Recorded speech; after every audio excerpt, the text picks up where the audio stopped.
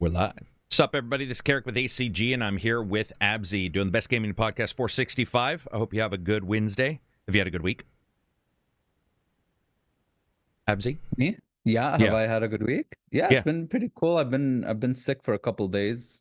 I don't know if it's because I'm changing diets again or something's up. So I've been tired and a bit sick, but it's been going well. I started a new show. I just found out about it because it's an Apple TV show called Mythic Quest, and it's pretty interesting. There's stuff I like, stuff I don't like. MMO, they're programming an MMO, right? Isn't that the one where they're basically World of Warcraft? And you're basically looking into like Blizzard, but I think it's Ubisoft works with them to make it. So I think that's because you see a lot of cutscenes from like For Honor and Assassin's Creed and stuff like that, and the intermissions and stuff. But they did show last episode. They showed that this guy was trying to convince this other girl that cutscenes are actually more powerful than gameplay, and vice versa. And he showed her a Red Dead Redemption cutscene, except they use different voices for it. So I wonder if there's something there with the legality of it all. Yeah. But they showed that a scene towards the end of Red Dead. Yeah. It's nice. There's some of it is like, I don't know if they're making fun of content creators or if it's just the most extreme hyperbolic version of it. But there's some stuff where it's like you're either unaware or you're too aware of it. You know what I mean? Yeah. I mean, and I think that for people, because that's a slightly older show or, a couple years old. And so I think that at that time, anybody who watched content creators or streamers was probably sat back in their chair and we're all, what am I watching right now? Yeah, so and I'm only in season one too. You're only in season one, yeah. Because it definitely got big there for a while. I think for whatever reason, it's still big, but it's like the chaff is at such a high level that you don't notice if somebody does anything crazy anymore. Like, it used to be such a thing. I think one of the big ones was Dr. Disrespect going to YouTube. Like, that's sort of, it sort of leveled it out a little bit, like, because he was so big and I would not hear about anybody else. Or if I did, it was like people pretending to be him. There was a lot of YouTube and Twitch streamers that were like wearing clothes that look like baby Dr. Disrespect, like you saw a lot of stuff. And when he went to YouTube, I don't see him much anymore. Like I don't see him much. I don't see him. I see usually normal streamers now. Yeah, there's some stuff though that really they hit close to home with like, oh, let's go. They go to like TwitchCon. Well, it's called StreamerCon or whatever, and they try to poach streamers to market the game for them by paying them or whatever the hell. So there's a lot of stuff that's very, very topical for sure. But I wonder if I'm gonna see any like Dr. Disrespect or anything. For now, they just have the streamer who is like this 14-year-old kid living in his mom's basement, rating games with buttholes. Like buttholes is his like 5 butthole. This game gets 5 buttholes, 4 buttholes. So it's very over the top, top hyperbolic in that sense. But you know what I mean. Let's see what else has happened this week. We've got a bunch of news. There's Fallout news, Starfield news, Gray Zone. I can't remember that. Gray Zone Warfare. Yeah, there's Gray Zone Warfare stuff that's coming out. This sort of involves the Tarkov devs, that kind of stuff, or the Tarkov game, and the back and forth between new titles trying to take advantage of that. We also have a very cool Everspace 2 expansion that they put out for free. It's on Unreal 5. They switched everything over to Unreal 5. It's called Incursions. It's got like in-game content, changed to in-game content. Everspace 2 just looks phenomenal, man. Like, I was looking back at it just like, damn. I mean, and it looked good on Unreal 4. I don't know how much better I would say it even looks on Unreal 5. But it's cool that they put a bunch of in-game content and sort of mid-game content, because the story starts, while you're playing the game, it starts at the end or at the middle end. But it's got a bunch of new items, new gear. It's hard to go back to it because, there are a lot of games that I want to go back to. But I did turn it on and play it for a bit, and so did some of the people in the Discord, and it seems like they're really happy with it. And that came out yesterday, I think. New ship parts and stuff. Ship customization always. I love that game. That game is so good. Yeah. Yeah, that game went for I feel like a long time where it came out and I don't know if it got lost or anything, but it just didn't get talked about too much. It was just out. And then all of a sudden, I talked to somebody and they had played 50 hours in it. And I think you even streamed it, or maybe we just talked about it stream it in Discord, or maybe just talked about it. But yeah. It was a and I meaty think game. Johnny like did it. Had so much to it. You know what I mean? Yeah, there was a bunch. It was definitely a title that paid, or that you got paid for, or you got a return for what you paid. You know, like for sure. Very easily. Super chat this is from the patron super chat. This is from Glimpy, not Gimpy. Glimpy, here we go. How often do you all go back to find a game you may have missed? I search for games I may miss about once a month. Yeah, man, it's coming up right now a lot because this is not a busy time. I actually found myself looking in Steam last night for like 3 hours trying to find a game. Just like, did I? And it's a lot of times it's games I've owned where I look through the Steam list and go, I haven't turned this on. Yeah. Well, I mean, there you go with like Endless Space, or I mean, not Endless Space, but Everspace. Do you actually go back and look in your library? Or do you go back and look on, like by genre on Steam or Game Pass or anything like that? I have my Steam divided. My whole library is divided into collections. So let's see here. Yeah, so the collections aren't just genre; they're kind of genre, but they're your versions of your collections. My versions, exactly. Like for example, I have one called Controller Adventure. So because sometimes I just want to play with a controller and chill back and play an adventure game, you know what I mean? Versus like a first or like a mouse and keyboard adventure. So those are just like different collections based on what I'm in the mood for. So I have like Craftival, which is crafting survival, CRPG, FPP immersive, which is like first-person immersive games like Metro and Fallout and Skyrim and stuff like that. Indie delights, multiplayer, puzzles, PvP, roguelike, scary, simulation, single-player shooter, strategy, turn-based, third-person perspective, action adventure, third-person RPG, VR, Weeb, and then ZZZ, currently has Sophie's Dice and Werewolf the Apocalypse, Heart of the Forest. It's just stuff that I didn't know where to put it. Oh, right. So those are basically like my collections. Games that put you to sleep or games that are good to go to sleep too. No, I just like an endless runner or a game where you just hit a button and it goes through the entire level on its own. Yeah, I don't have any of those. I don't have any genre lists that I know of, so searching through my Steam is a little bit messy, but I also have multiple Steam accounts, and I remember I was going through the I think it was the beta Steam account, the Steam account that I play betas on, closed betas, and going in there and finding titles. I just don't even remember playing the closed beta, and then went back and looked, and it was the time when a lot of MMOs were coming out. The MMOs that are like, here's an MMO, and then they die, and then it dies. Here's a survival game. Here's the Raft. Those kind. Well, not the Raft, because that stuck around, but those moments where for like 2 years it was a big deal that those were all coming out. I found a bunch on there that, dude, I mean, it's weird to look back at some games I thought were going to be really big and they're not, and then other games are just plucking along. Got like a couple thousand players every day, just sort of going out there. Even on MMOs, it must be weird to play on it. Like, let's say you're an MMO fan playing 3 MMOs, and there's less people in that than there are in Division 1 or something like that. There's 2 kinds of those where it's like a small community. There's one type of game, for example, like Fallout 76, where you have a community that they would just want new players, and they do anything. They give you like 10 stim packs. It's like, welcome to our game. They want more people. And then you got something like Mortal Online 2, where it's like they just if they see any new players, they're just gonna kill them and take all their shit. Oh, and damn, it's really? Brutal out there, you know what I mean? That is the opposite. Fallout, here's the thing about Fallout's community. In some way, it mimics one of the vaults that makes you suspect the nice people are bad people. They're you go into Fallout and everybody's like, here's stim packs. Join us. Do you want to help? And you're like, I don't know, man. This seems too good to be true. Something here is going weird. Oh yeah, once a week we sacrifice somebody, but other than that, we're good. And you're like, damn it, I knew there had to be a catch.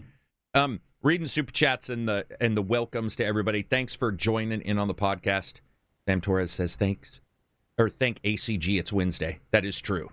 I'm happy to have gotten somewhat through this week. Gunner says Bethesda trying to make good content in fewer than 2 decades.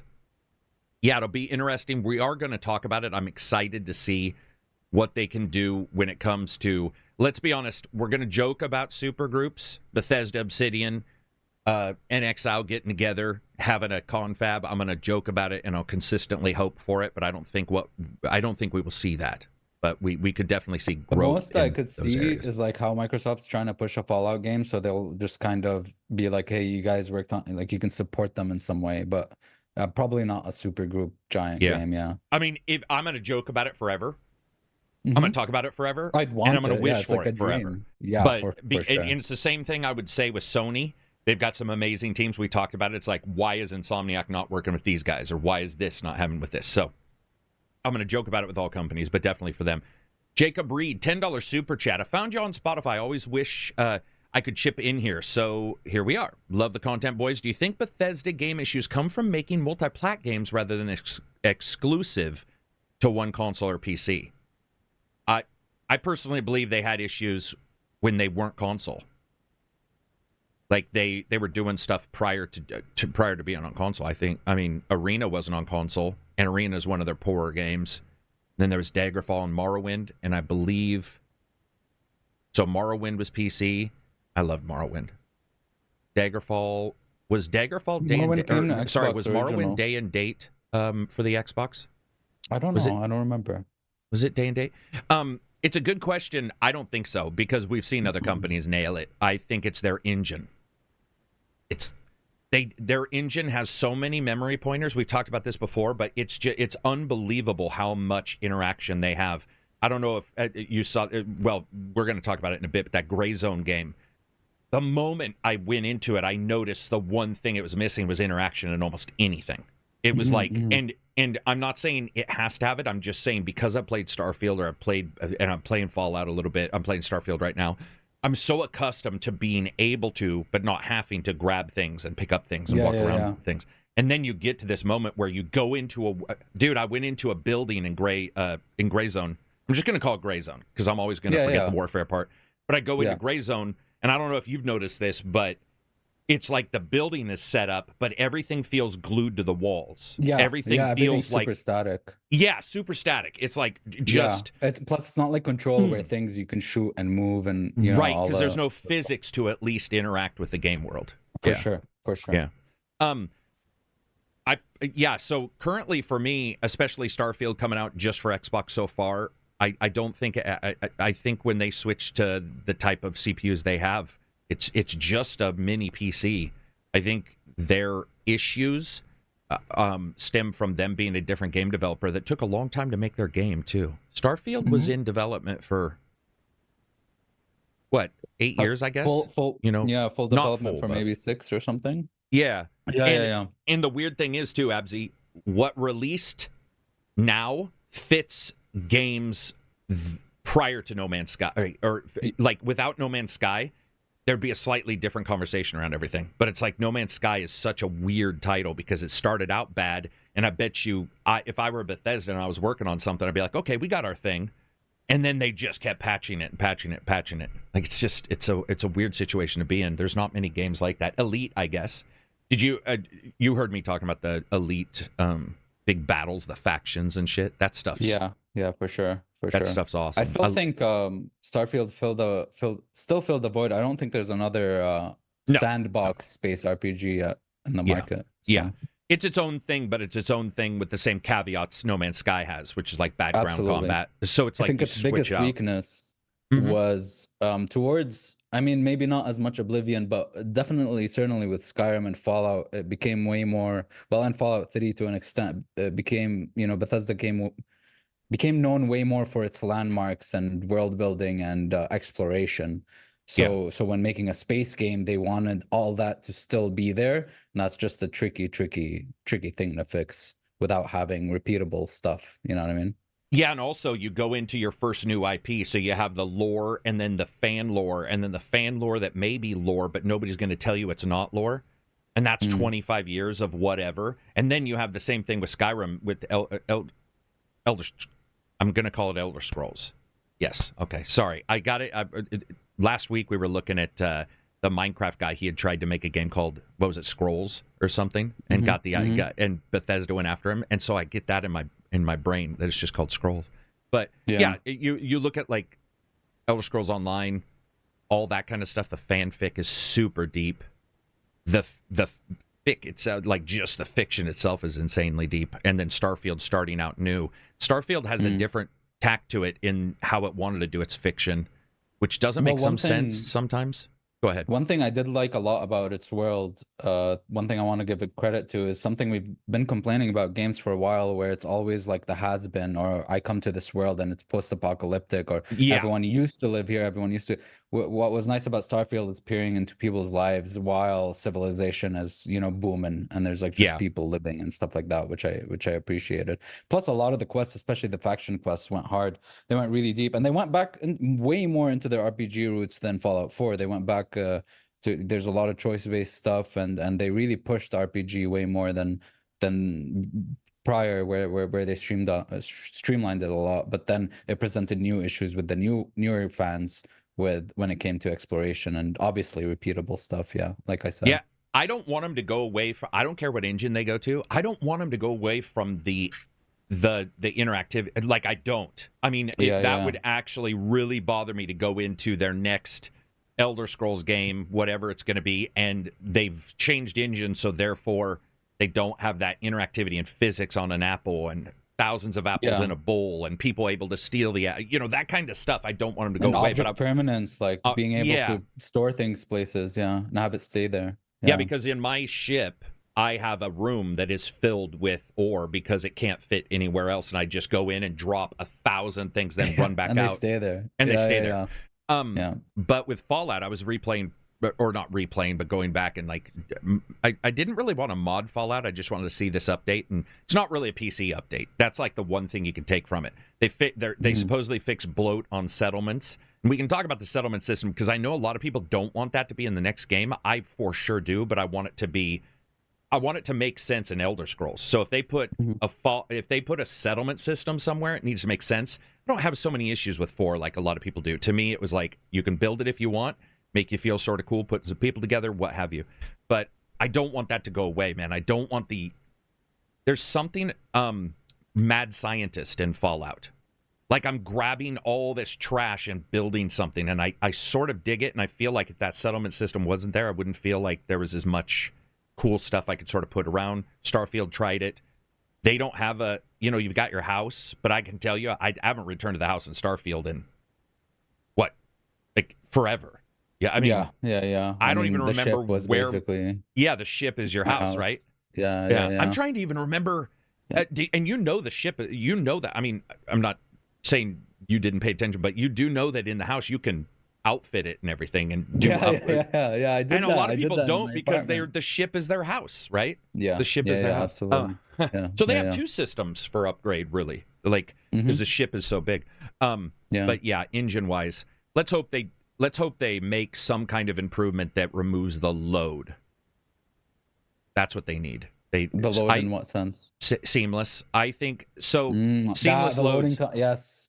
The seamless thing is one big thing they really have to improve. And you see the pop in No Man's Sky still. When you fly out of space, or fly out of the planet, there's this moment where everything goes like, boom, and pops in. So there's a load there going on in some transitional way. But it's still better, right? It's still better. It doesn't break. Even if your the loading immersion. time is like 1 second, mine was like half a second to a second. It's still there. You know what I mean? Yeah. Which makes a difference for sure. And the thing is, and I didn't hate the procedural generation approach. I just I guess a cool compromise I would have liked is to have bigger, maybe regions that are curated, like kind of a little bit bigger places that you can explore and stuff. That's all. More variations in the caves. This is all stuff that is harder to notice in a Fallout or something like that, where if they had gone procedural, I think the debris... See, that's the thing. They're going for clean NASA punk. Fallout is going for atomic punk, I guess, or atomic whatever, and then it's all debris. So one world is messy, and one world, by very definition of the fiction, is clean. And so you're like, I don't know how you do that. But I would say I adjusted my Starfield game to have the points of interest be the same distance, but the actual world, there's an I change you can do to increase the debris in the world and increase. So there's more rocks on a planet surface like the moon. Instead of a big rock and a couple rocks, there's thousands. And you can adjust this scale up and down. It's called, like, in the Skyrim INI, it's like POE _ not spread, but it has something to do with that. And I found it a couple weeks ago and was messing around with it, and it makes forests look like forests. But of course, FPS. And so that helps those things. But I wish their maps were, and this is the same problem No Man's Sky has, shitty outposts, man. Everywhere you go there. Elite tried with their ground stuff and sort of failed. So I think there's a weakness there all of them are having some issue figuring out a way to do space and ground. And I mean, every one of these games is having... There's so much ground to cover. Yeah, or you do Star Citizens and you just make massive cities, and somehow you make massive planets. Yeah, but there's only 7 or a couple planets in Star Citizen. And I feel like the only way to justify that is to have it be live service. Is if you want a lot of locations, and you want constant stream of revenue and adding. That's got its own ugliness, all right there. Another super chat. What's up, MK Bandit? $20 super chat for Baron. Woof woof. He'll know what it means. He will know, and I appreciate it. The dogs have been a part of the podcast since day one, so appreciate it. I miss Ming, but Baron's a good replacement. He's a good dog. What were you going to say? Another thing, when people say like, hey, they should have made 1,000 planets, they should have made one solar system, it's still gonna be the same. You realize that one planet alone, they'll have to procedurally generate a lot of stuff. Yeah, see, that's the thing, right? Yeah, one planet would still the amount of planets doesn't make a difference. It's just the amount of curated content versus. Personally, I'm absolutely happy we have that many planets. That's one of my favorite parts. But I do think that the procedural generation cells they choose from, it's sort of like if you play a D&D game or you play a choose-your-own-adventure game from the old days when you're a kid, there's usually 2 choices per page. There's like, do you want to fight or run? Starfield's about 3. What I would want is for them to figure out a way to make the Habs very different looking, a different procedural, and check that you haven't seen that kind of Hab in a while. See, that's the other thing. Give some markers, that's a big thing. Put them in a save game and be like, KARAK has seen Hab 1 through 7B, so now we want to ship him C and B mixed, C, and then that way you go in, you don't see the same whiteboard. That was the other thing that they really did sort of screw up. The same exact structures. The same whiteboards? Yeah. I mean, I know what they're trying to do, but it's still like, some modder could probably fix that. Who knows what memory allocation that is. Modders don't care. That's the difference. And another big problem was that for a lot of levels, you saw the same stuff, but once you reached certain thresholds, new locations were getting added to that pool. But some people were just not seeing those new locations because they saw like 10 of the same thing and they were like, fuck it, I just don't want to interact with that system anymore. Or N+, where it changes a lot. Let's talk about Fallout. So the update came out. It stretched the widescreen, which people were pissed about, rightfully so. It was sort of a janky and not unknown way of doing widescreen. This is like frustrating me that they're not the only ones who've done this weird stretch the HUD to do a widescreen version, and then people turn it on thinking it's full. I don't have widescreen, but I'm going to fight for people who do, because there are some people who I know who play widescreen, like Reg, who's got, squint vision. I don't know what his is, but I swear to God, it's like a Cylon eye in Battlestar Galactica, because it's wide.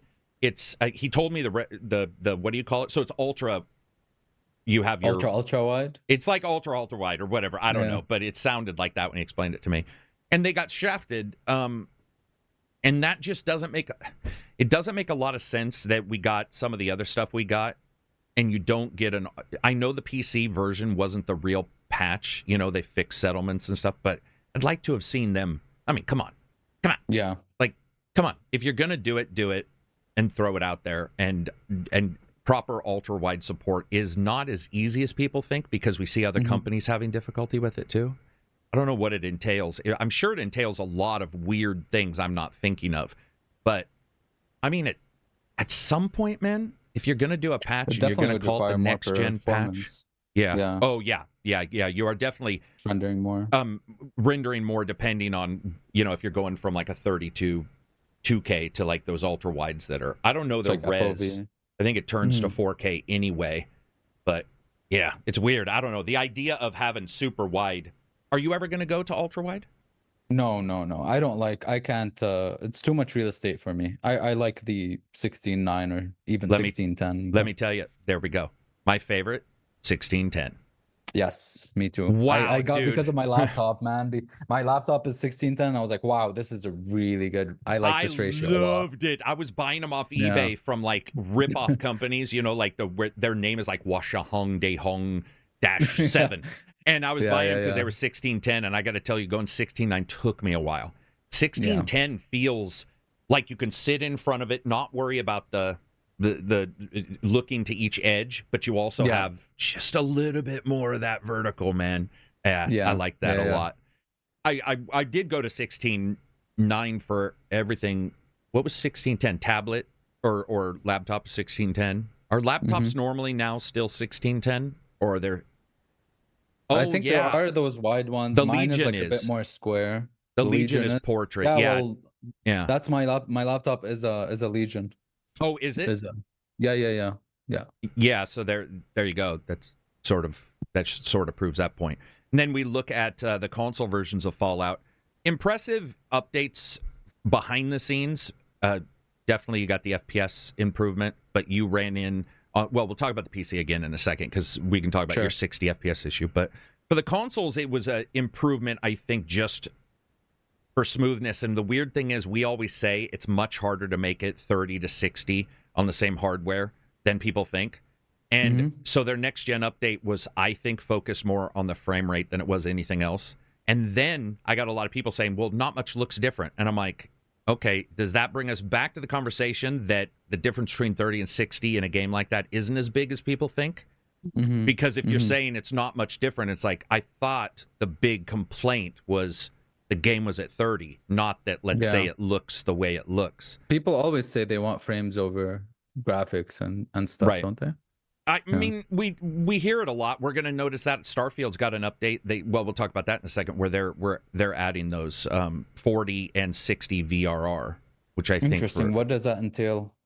It's just going to be the same. It sounds like it's going to be about the same resolution, everything for the 40 VRR, but then the 60 most likely will turn down the graphics a little bit, to get that on consoles. But that's cool. The Series X, they said, Series X will be doing that. I think they made it pretty clear that 60 at minimum will be the one that's going on the Series X. I think Series S can easily do, a 2K version, 1440p or something would be nice to see. But they did some updates. People seem happy. I mean, they not with the update itself, but they seem happy with the frame rate increase. The best thing was it was broken. This is the best thing, man. It was broken, and Jay Reaper was in Discord going, man, this feels the same if it's quality or performance. It feels really smooth no matter what. And then we realized the next day he was on 30 for no, both? He was on 60. Both stay. You can't, at the time at least, if you switch from quality to performance, it stayed at 60. Oh, it didn't change anything? And it didn't change anything. Yeah, and there were people going like, man, this feels about the same for each one. It's like, yeah, it actually was the same. But thank you very much for the super chats, guys. Like I said, that does help the channel. Also, if you get a chance, I would love for you to go to iTunes and rate us. That does help very much, having iTunes ratings and Spotify ratings if you can. Let's see. NC says, Bethesda makes really big, complex games, and it's a sacrifice I'm okay with making. Terrence says, it's crazy to think they can generate a planet location and save everything that you can move or kill. Yeah, that is true. They can save up to 5 points on each planet, I think. Like 5. Well, you mean 5 what? 5 point. If you go into like a random planet, other than the things they already have there, you can just choose where to land, and you generate the little point of interest. You generate a square. I think that stays until you have more than 5. So if you do a 6th one, it'll delete the first one you had. Yeah. From what I understand, if you've gone to the point of interest, it stays forever though. So if I land and I go to 2 of the points of interest there, no matter how many other point of interest I touch on different cells on that planet, if I go back to those 2, they're saved. They're set up to save. That's very interesting. There's a lot going on in the game, regardless of my complaints on it. But yeah, Fallout 60 FPS on the PC has an issue still. If you go above it, are you still getting the weird physics issues if you try to go open Fallout? See, now I don't know if something, you never know if it's like an issue with the game or an issue with my PC or something. But I never tried to go back to it once I crashed a couple times. And I don't know if that's because I deleted the iPreset interval, because for some reason their VSync gives me input lag. So I would have to either wait. I'll probably have to wait for the Fallout script extender with the, I think it's the ENB or something that makes it all work well.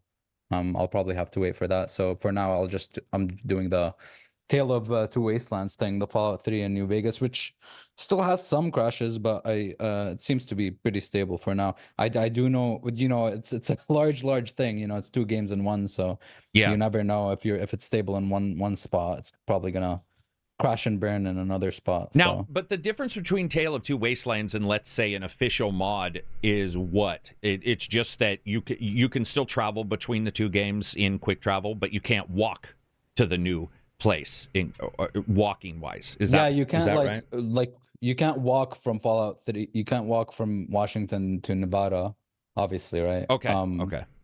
But you can still fast travel. Also, I'd imagine those mods. It's a Wabbajack, right? So I imagine those games have been out for a long time. I think Tale of Two Wastelands came out years ago as well. So I imagine they've been curated and tested for a while.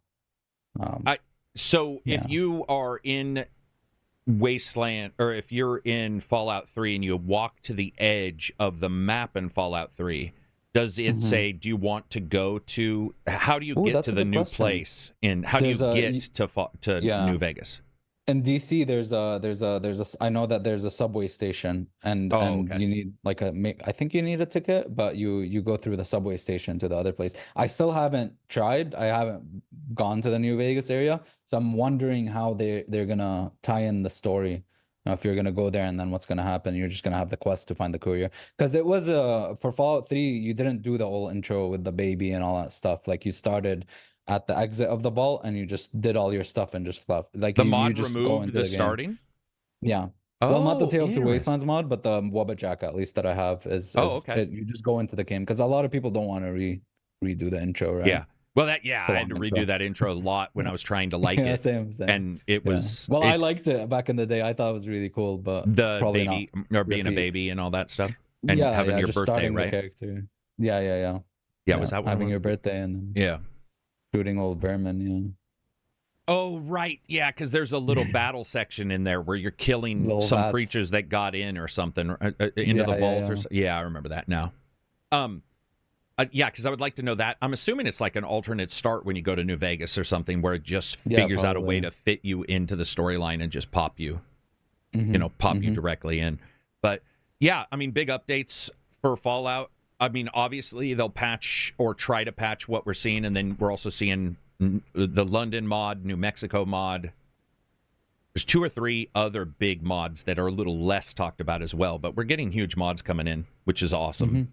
Exciting to sort of see those pop up. I just don't know when they're coming out now, but go ahead. Yeah, I can't wait to. I'm gonna let Creation Kit come out. I'm gonna wait a little bit, maybe even try my hand at modding a little bit, because I really want to for Starfield, and see what happens. And I can't wait to just jump back in with a lot more stuff there. I'm assuming people are going to add like a bunch of locations, and maybe what I'm hoping is a lot of stuff into the pool of procedural generation, where people just keep adding stuff to the pool, so that every time you land on a planet, you can get more buried stuff, Yeah. Yeah. They were asking why Abzy is my favorite. That's you don't say that. I'm a Pokemon. But why? Yeah, I'll throw them out. Why Johnny and Silver not come on Wednesday? We decided to do the Wednesday one because honestly, a lot of game reviews come on Tuesday. Many come on Thursday. Now some are hitting Monday. But for a while there, we were getting to Fridays, and it was difficult to cover a week's worth of news and not miss Monday. Almost like it's difficult to do Game of the Year awards, and you forget January. So I just asked Abzy to come on. Well, anybody can come on technically, but Johnny streams on Wednesdays, and Johnny streams on Wednesday. He streams 2 or 3 days out of the week minimum. And then Silver sometimes just doesn't feel so well because his back and feet hurt sometimes, and he's a hard worker doing other shit. And so, they're open to come on Wednesdays, but usually it's just Abzy and I. No, I will not be doing a Monday one or anything like that. It's just 2. I know some people are trying to jump on the podcast train and do one every day, but that would kill my soul. And I love these guys, and it would kill my. I mean, that's a lot of. That's like losing your voice levels of talking if it's just 2 or 3 of us.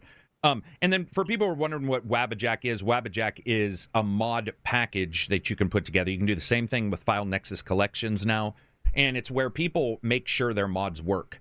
And so what they do is they make sure the mods are up and running and working. They package it as a Wabajack, and then the next person doesn't have to hack the goddamn thing and figure out what leveled lists work and all that. They can just look, find a Wabajack that somewhat suits probably most of their needs, and then are able to just get it up and running. Sort of it's awesome. Couple clicks and you're just in the game modded. Very much so. There's overhaul ones. There's the vanilla plus ones are usually the ones I go for, where it's just the same game but just with the latest, unofficial patches and graphics updates and while we're talking about all this too, console sales for the Xbox are down. New consoles coming from them in September, October. I can't remember what their PDF leak was. They have a new controller coming. Then we're gonna get the new consoles in the next year or so from both of those guys. But I got to tell you, I still think the differentiator for Microsoft, and I don't think this would ever happen, but I just feel personally it would be, is if you ask Bethesda to help you with a mod front end for all of your games.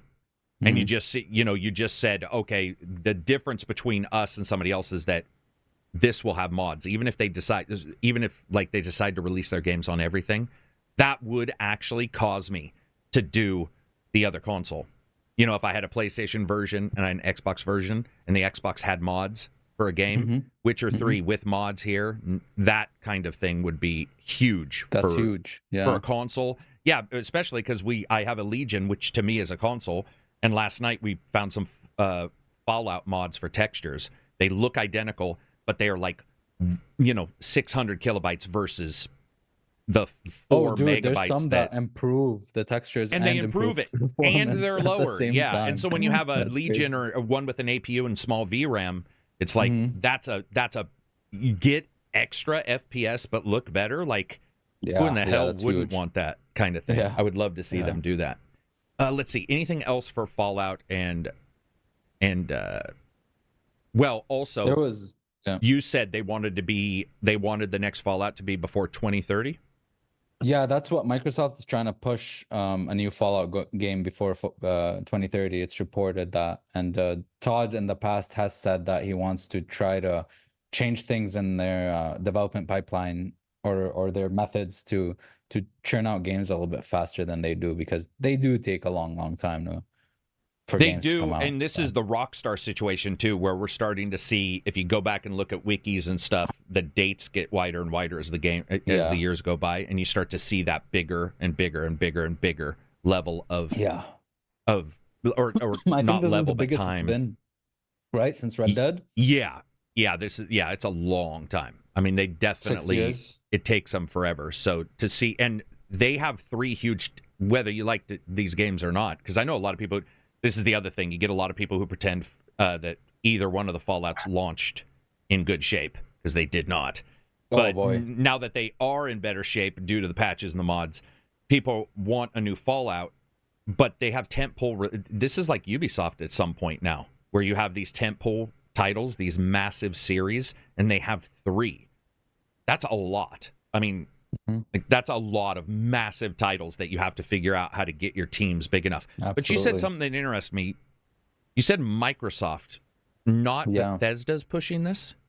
Or were you just... was this reported. A leak of a leak? Oh, okay. Yeah, I get you. It's been reported. Rumor, I have no idea. A rumor, or I didn't really look into it. I think it's a leak or something, or someone maybe announced it, but it says that Microsoft is trying to. They want a new Fallout before 2030. Makes sense. I mean, and I think you're right. Yeah, obviously Todd said that before. That he said he has no plans on retiring during this last interview, and would like to see them make games quicker. Was there anything else from these interviews?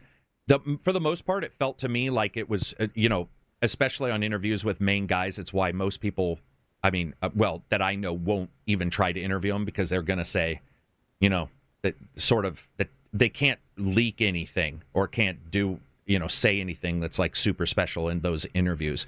I listened to it. I didn't really hear much new. I don't know if you did. Yeah, no, the one other thing they said is that they just want to keep Fallout in the US, which makes complete sense to me because one of my favorite things about Fallout is the US nuclear family 50s culture that they have going on. Yeah.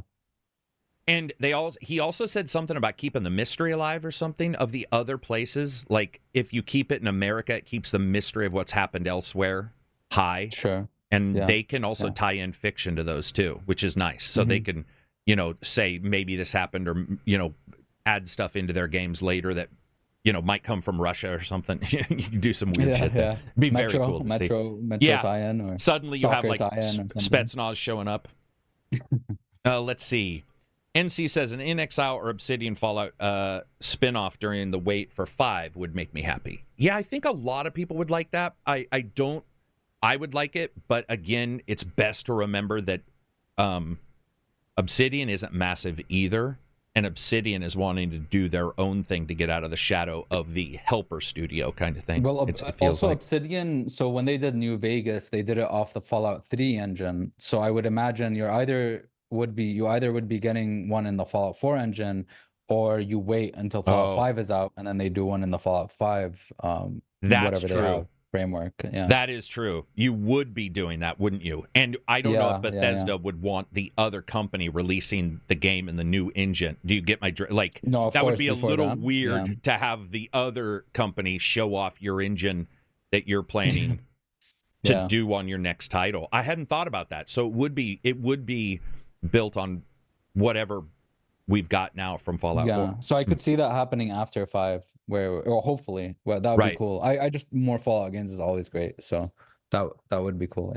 Did he say anything about Soulskeeper $6 says Larian Studios taking on the Fallout IP would be my wet dream. See, weirdly enough, CRPG? Man. Yeah, I guess, because I wouldn't want them to do the typical Fallout because I don't think it's obviously not where their strength is. Their strength is in the CRPG. So the idea of them taking it over and going back towards Fallout 1 and 2 would be okay. But Larian with Baldur's Gate, I think, is great. I was nowhere near as ecstatic about the Divinity Original Sin games. So to me, you didn't like them that much? No, I did, but not to the point of. I think Baldur's Gate 3 is so many levels above those that it's almost not even. I don't know how to describe it. It's like it's almost a different developer, and I don't know if I'd want them to be tied to Fallout because they would be tied to another IP, and it sounds like they don't want to be tied to another IP. Well, I do see that they can, at least for world building and the kind of the tone of the story, they are good at doing comedic stuff. One of the big things for me when everyone loved, Divinity Original Sin I love, but my favorite CRPG was Pillars of Eternity because it was a darker, more serious tone. Right. And one of my, I guess you could call it complaints. It wasn't really a big complaint. It was just like the reason why it's not my favorite is because it's more of a comedic approach. With Divinity, there's a lot of comedy for sure. Still an amazing game, but I could see them doing a kind of a Fallout tone for sure. But I want to see them do Shadowrun. Or just stick to their fantasy stuff. They're good at that. Nah, it's Shadowrun. Yeah, Shadowrun. Without a shadow of it, like if you said you could have them do any IP, it would like I like Fallout and stuff, but it wouldn't even be close. Yeah. It would be a Cyberpunk, Shadowrun, Sprawl Goons, something that's in the Cyberpunk genre because it's so ill used right now that it feels like a massive gap. And imagine in the future gaming we had your Elder Scrolls, your Fallout, your Starfields, and your Shadowruns or whatever. Like that to me would be sort of mind-blowing to have these massive and made by different people. I think the thing about Larian that's good isn't necessarily something others can't attempt and get better at, which would be the multiple choice.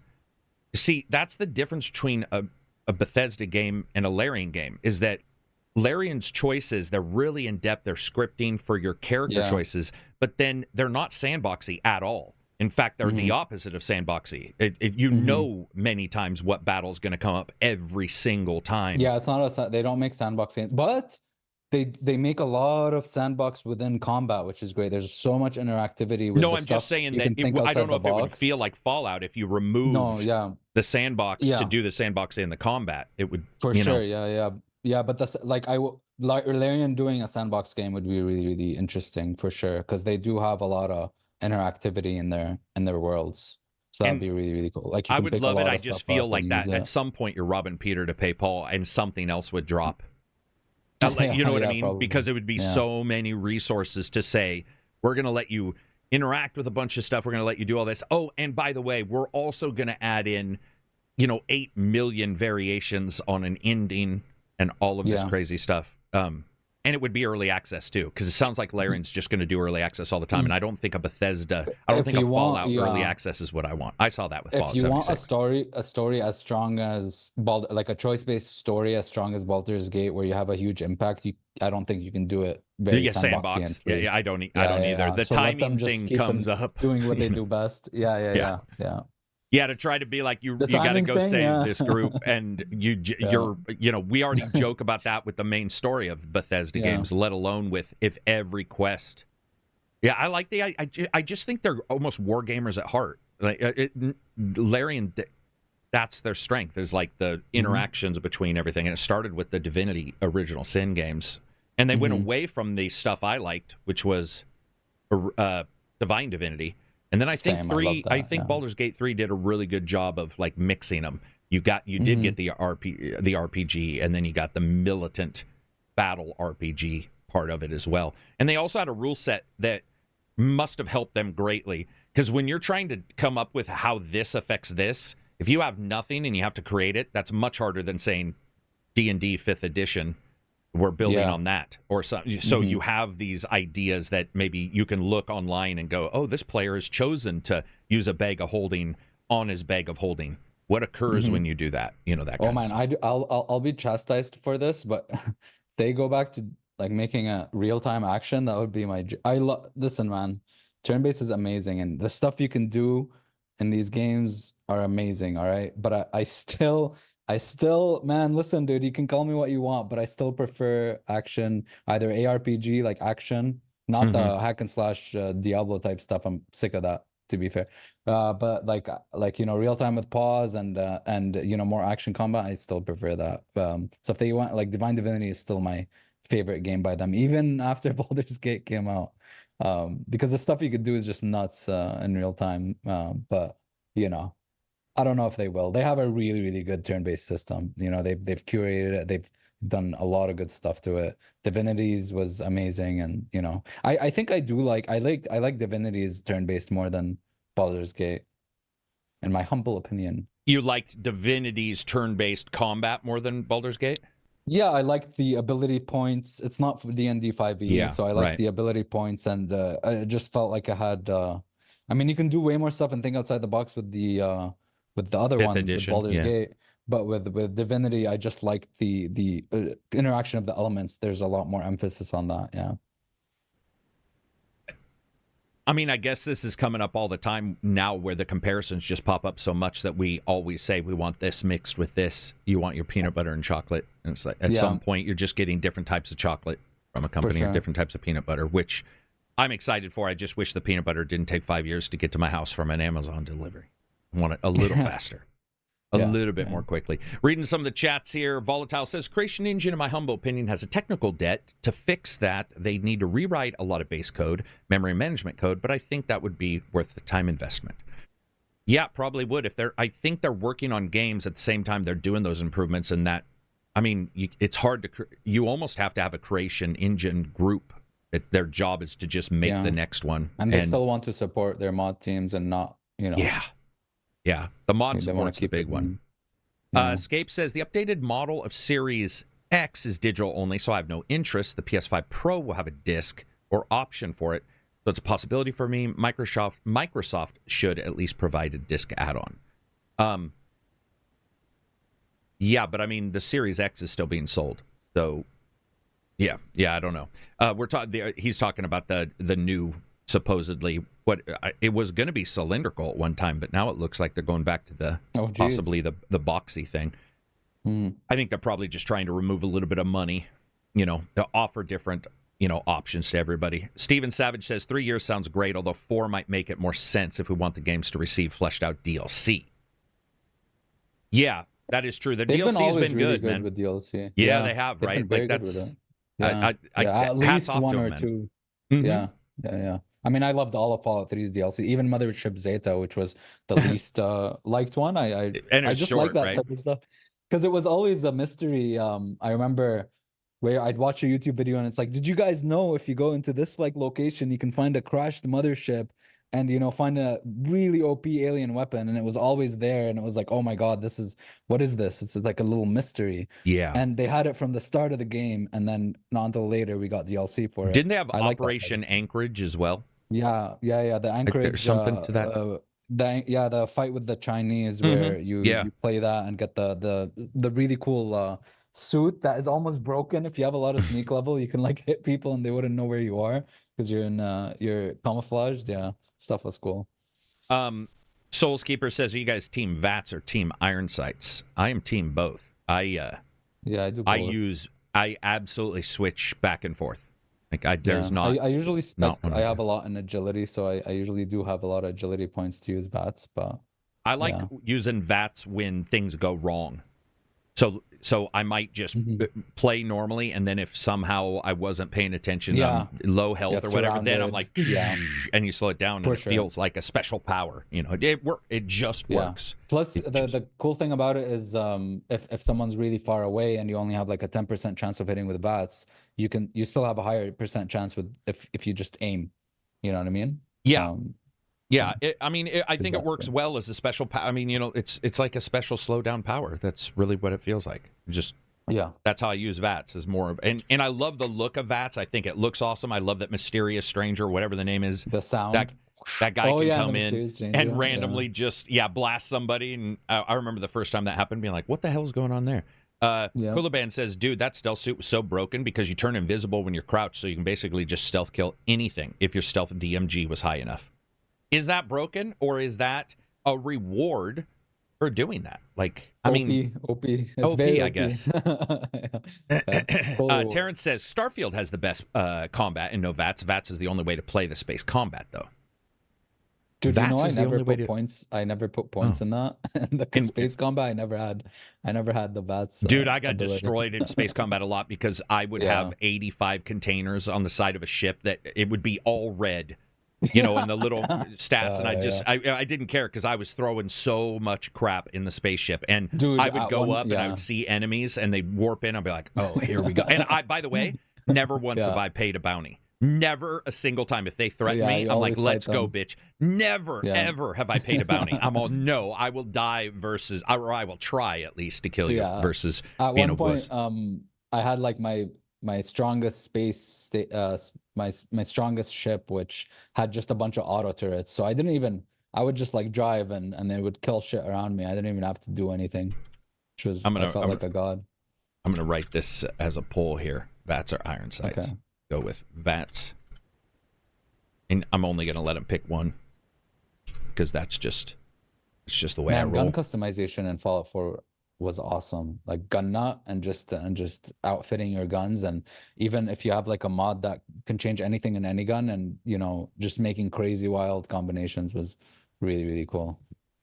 Yeah, I mean, the thing is they're obviously working on a high tech. Starfield's not stopping. They made that clear, and so they're just going to continue working on that. You're looking at like Elder Scrolls had the little CGI alert announcement or whatever, that fake. I think it was like, what was it? Didn't it just show like Elder Scrolls 6 and them going over a wheat field or something, or a field? Yeah, like a little field, yeah. So that's it. You know, I don't know how far off that is. I feel like that's honestly 29 or 20. I mean, just because of how long it seems like it's taken them. I think 28. I'm gonna say 28. Man, really? You think 28? So here's, okay, let's argue this. My only point is that Starfield did do well, regardless of like the, you know, feedback on the issues, which they all have done well, but it did well. They're going to add a bunch of stuff to it, and it seems like a large team needs to do that for the DLC. So Bethesda, hopefully they'll have like a Bethesda would have to hire DLC. up. Yeah. That's my only question is like, unless Bethesda hires up a bunch, it'd be really, I mean, we're already in, well, that you're right. Hey, man, just throw in Exile and Obsidian with them. Well, no, I'm just thinking hiring, if they did keep them internal. You are right. That's 4 years. That's, you know, Yeah, we could see something in 4 years. I just feel like Todd and Elder Scrolls is going to be a long time. Yeah, true. That's true. True, but Fallout is not, so that one's going to be even longer. What were we going to say? That's a game. Elder Scrolls, that's a game that they really do need complete, seamless, no loading screen thing. Like, it's one fantasy world. You wanna, all games right now are becoming that. So it's a hard problem to tackle, especially if they want to keep a lot of the cool stuff about their engine. But yeah, because I don't know if you remember, but like open cities and stuff screwed the hell out of Skyrim save games and NPCs. So it's obvious that it's hard to do. I'm sure it's been patched up and working now. So I'd like to see it. I think it would be really weird to be playing, an Elder Scrolls game and suddenly it loads into a cave. And weirdly enough, I feel like just because also it'd be a couple years before we see it, it would be even weirder to see that kind of thing. Like, it'd be even odder. But I don't know if they'll also next-gen consoles, yeah. It feels like that would be rough, and I think no one would accept it. There are some games that still do the load into bigger dungeons. Did Dark Souls load into every dungeon? Elden Ring? Elden Ring did elevators. It did. No. Yeah, there's elevators. There's no like actual loading screen other than fast traveling, obviously. Right. There was fogs sometimes into boss fights, but you'd go into a catacombs. So maybe they need to do that. They need to do some fakery, They do. Especially with the super fast RAM and stuff on all these and super fast GPUs. Do something weird where you just, you've got a little fog at the entrance or something. I'd be fine with that. I don't think Dragon's Dogma had any loading. It didn't, but Dragon's Dogma also had terrible. I mean, it's got one. What would you even call it? A dungeon? Dragon's Dogma is just open. It's just an open world. It's not. Yeah, it had cool caves. Caves. It had some caves, and there were. It certainly wasn't filled with stuff in them. In fact, the caves in Dragon's Dogma are notoriously pretty empty. You go around, you'd see a campfire, a treasure chest. I always laughed in Dragon's Dogma where you'd go around a corner and there's just a treasure chest laying there. That happens in all these games. But that was a really cool dungeon, but I've only seen one really cool big thing. Two, actually. The really shortcut, cool I would consider that somewhat of a dungeon, I guess. There was the ancient battlefield, which you could call a dungeon, but it's really, it's not like a dungeon. It's not, because you can go out either way, right? So it's it's just an old. Tower. It seems, it's an odd one when it comes to that, but.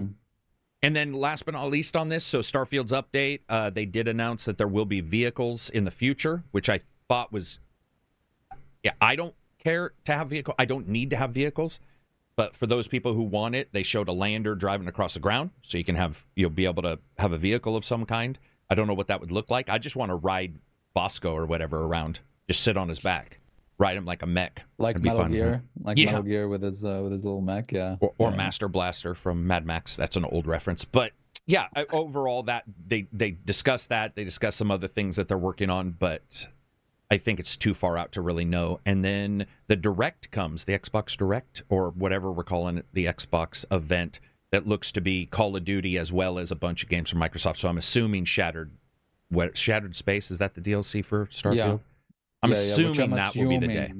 It's gonna be like the other faction, the religious ones. In this new update, you mean?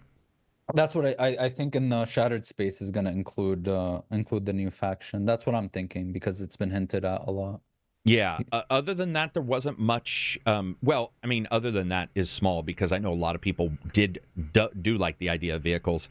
They also, in the update that they're doing, you're going to get city maps with full topography, which I thought was pretty cool.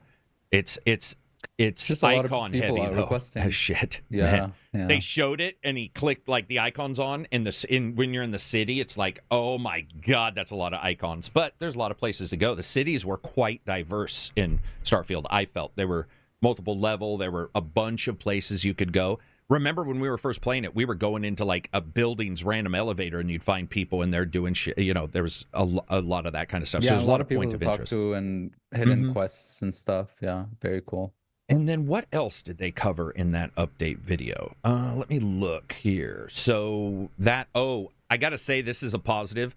They're fixing some of the ship building and all that, but the big thing to me is weirdly a really dumb, no one will care but me, and that's that You can decorate the inside of your ship, which I think is cool, but you can also get ship habs that are 100% empty. And to me, that's the magic, because I don't mind buying ship habs, but they're set up a very particular way. So no matter what you do, you can guess the manufacturer, you can guess this. I want a ship that can be like a pleasure den that, looks a certain way, or the main ship, the guy that you go into and you're trying to buy, the museum ship. That ship was so crazy compared to all the ships in Starfield. That mission when you go in and the mercs are there and you can hire them to help kill him or deal with him. Yeah. I want that. I want to be able to make that. Like, I want to be able to put my own stuff. It was very hard to know. I had to look up a little table that someone made to know which habs had what. Like, did this one have a kitchen? Very hedgy on how they gave data on what was in what. Yep, exactly. All right. Moving on from there, let's talk about Gray Zone Warfare for a little bit. So this is a game that was in early access with no clue when it was coming out, and then the Tarkov stuff went off, and they just decided, let's take advantage of it. Pretty open about it, which is good. And they released it. It has pretty hedgy performance. I've seen people say it's terrible, but then I look at what they're running, what video card they're running, they have like and what 1080s and shit. Yeah, and what that game is, because that game definitely is one of the more dense, incredible looking. It looks really good. Forest areas. I played a bit, but you did as well, and it sounds like you played more than me. So, what did you think of it as a whole? It's weird. This is a conversation also I'd like to have. Is like, early access now is subject to a lot of reviewing and a lot of a lot of criticism. So at what point is it okay to release an early access? Because right now I see a lot of promise with the game. I honestly see a lot of promise. There's a lot of I really like Milsim games, and I want more. I always want more, and I bought into it with the idea of, okay, I know there's not a lot going on in this game, but I want to support and I want to give feedback and I want to help. I legitimately want to help with the actual game coming out. Like, I want to give feedback, and I want to see the game grow into something really, really cool.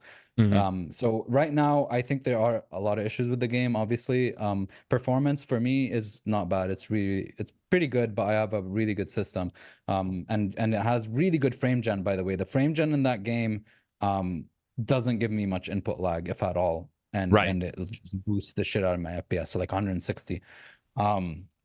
But there are server issues. Obviously, there's rubber banding. Sometimes you can get into like empty-ish servers that are, they're a bit better in terms of performance and rubber banding and that stuff and hit registration. But when it gets really populated, you'll see a lot of server-side issues. I think it's a little bit better than how Helldivers released with its servers. I mean, like, trying to get into games. Obviously, there's probably not as many people, but I had no issues getting into the actual servers.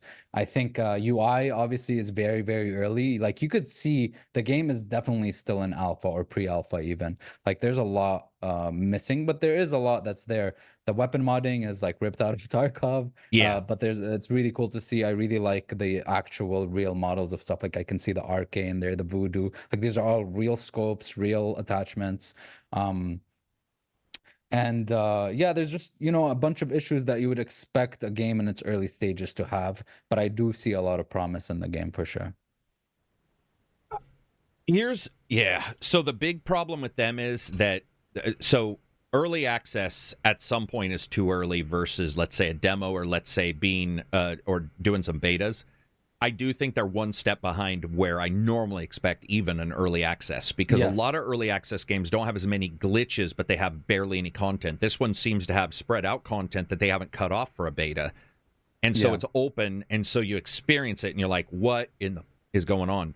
But it is also PvE with PvP on it. And I think a lot of people thought it was going to be PvP, and instead it's like it's and then unfortunately what I experienced was the PvE part is pretty terrible.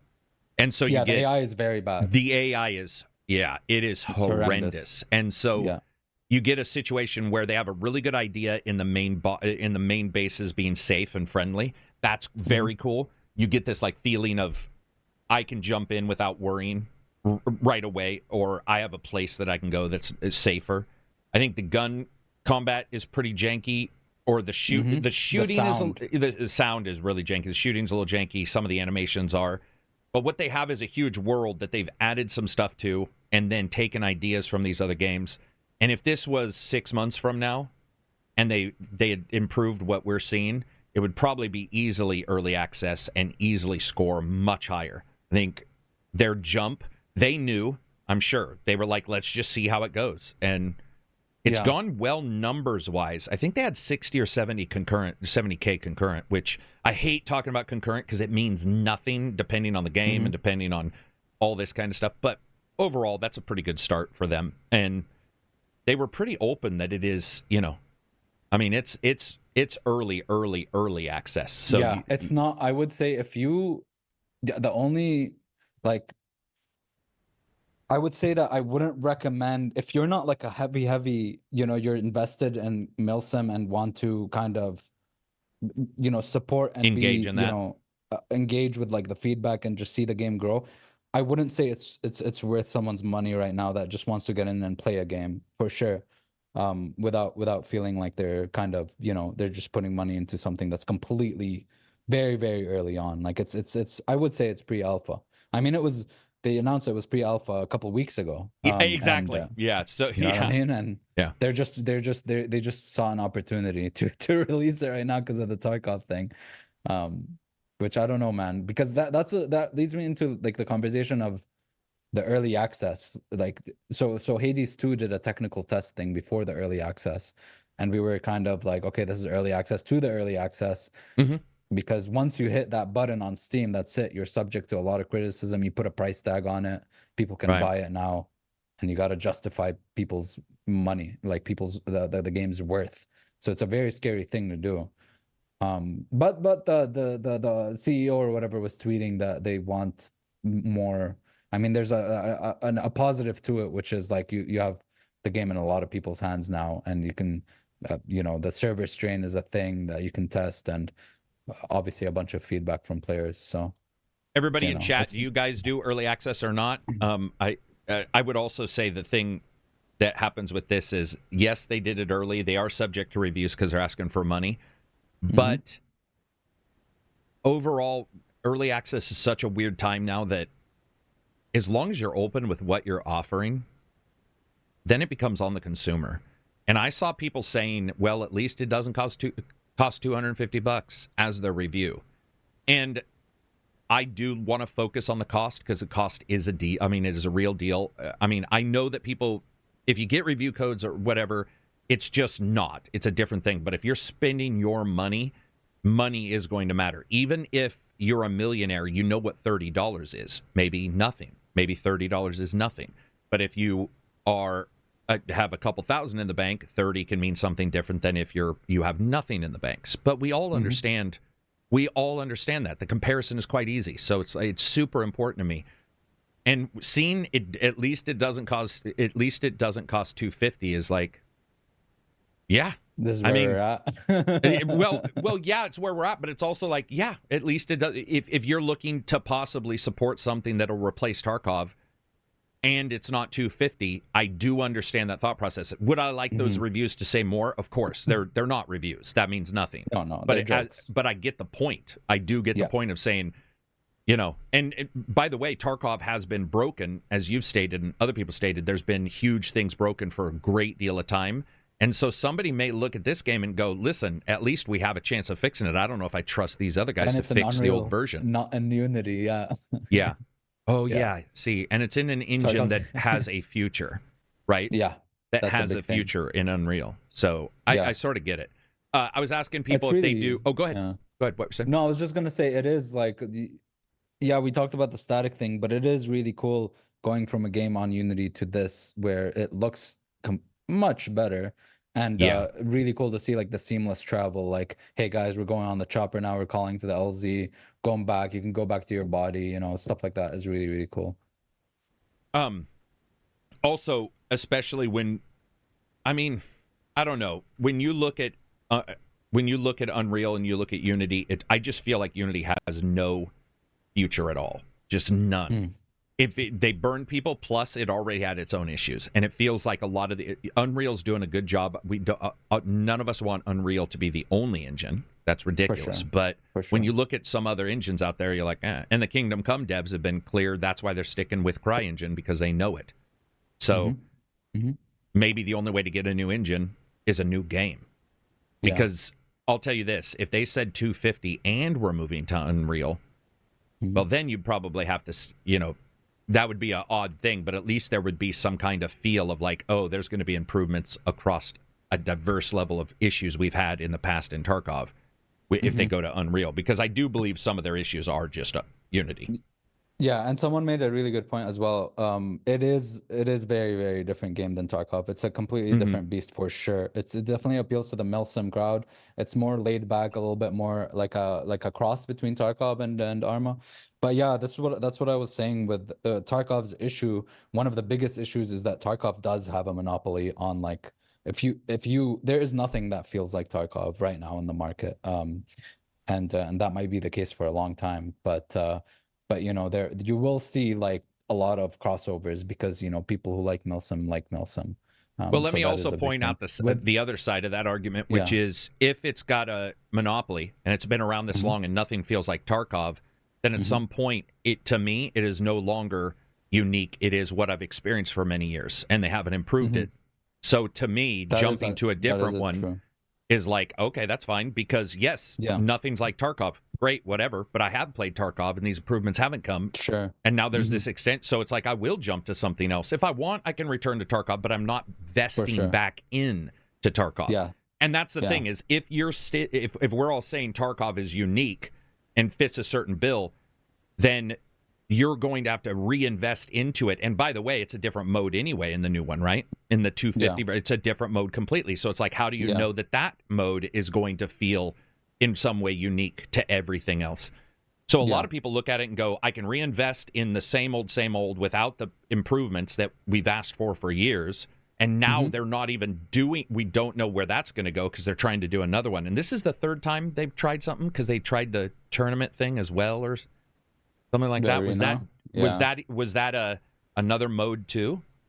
Yeah, Arena was another mode. Yeah. It was another mode where they really wanted to hit the esports position. They wanted to, because esports money is huge, but they did it in all the wrong ways. I mean, it's not that good, to be honest.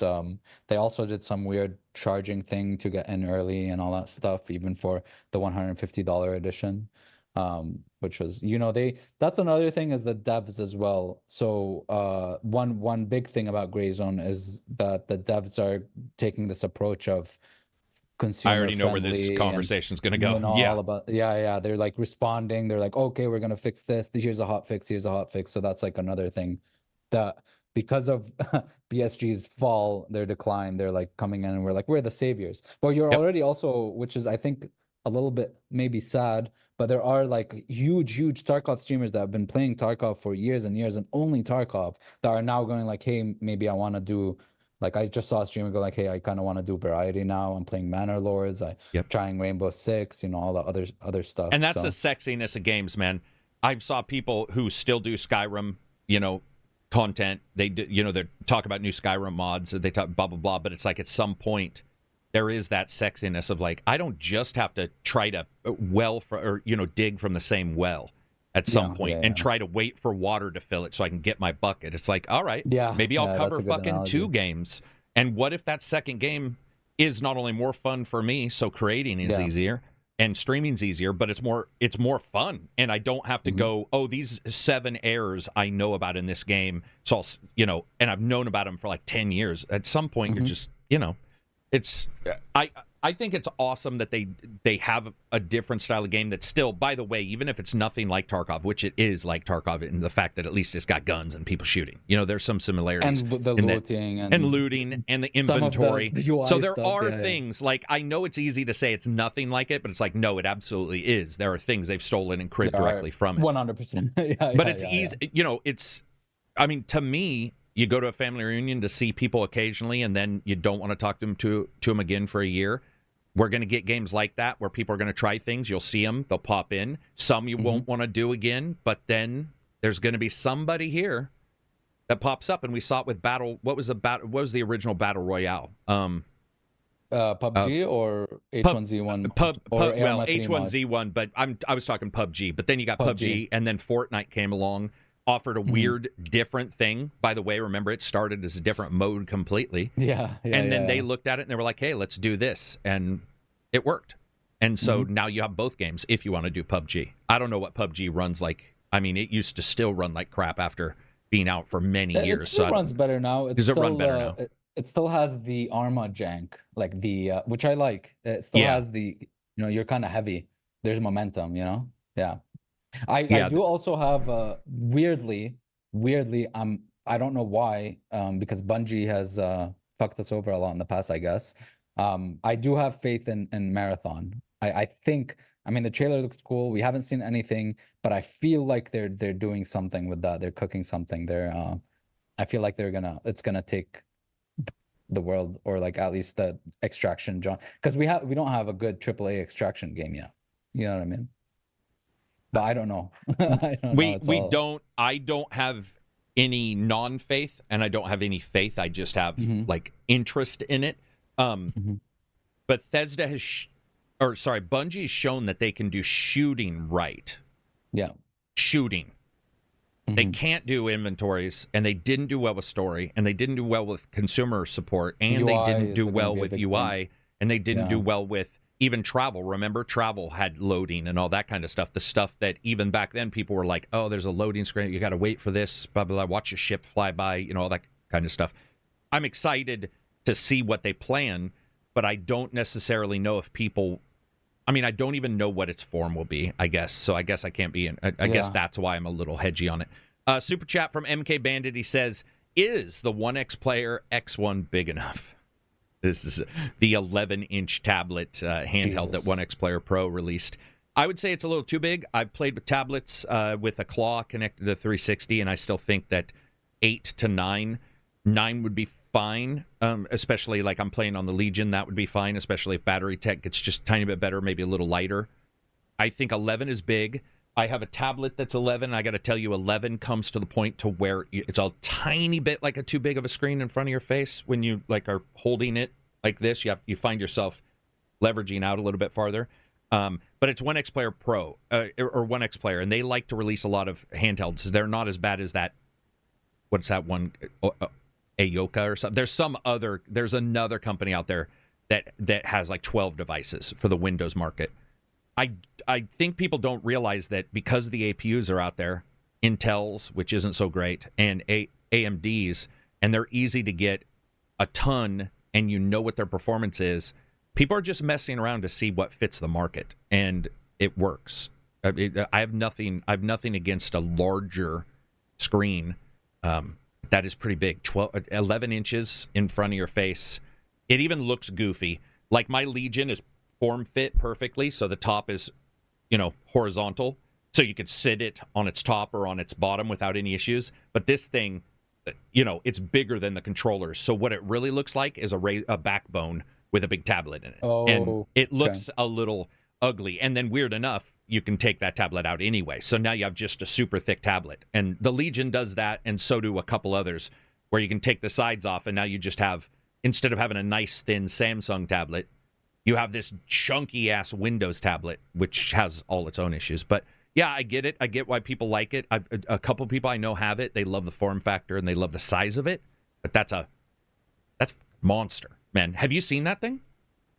I saw the picture, but it's gnarly. It's a chunker. Yeah, and then also from MK Bandit, he says, what is your favorite video game rumor? I.e., MEW is under the truck. Now, I don't know what the hell that means. MEW. Mass Effect.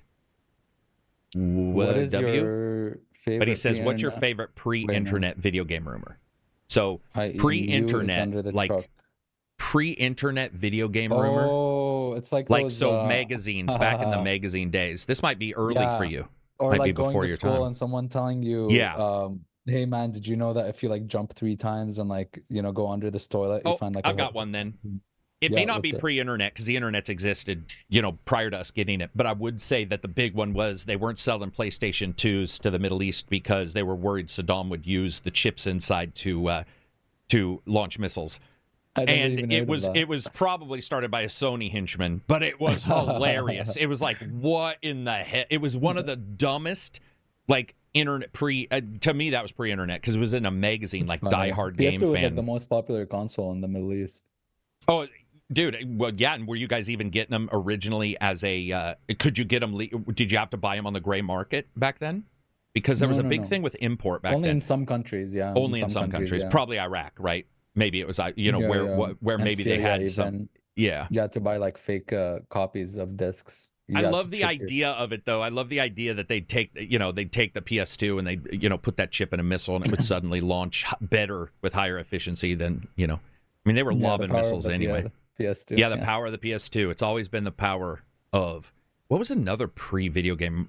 I I remember when a console would be announced or something, there'd be rumors about what it could do. The concept art about all those new consoles. And controllers. Yeah. The bat controller for Sony for a while. Remember that thing? Looked like a boomerang. PlayStation controller with the big-ass handles on the side, yeah.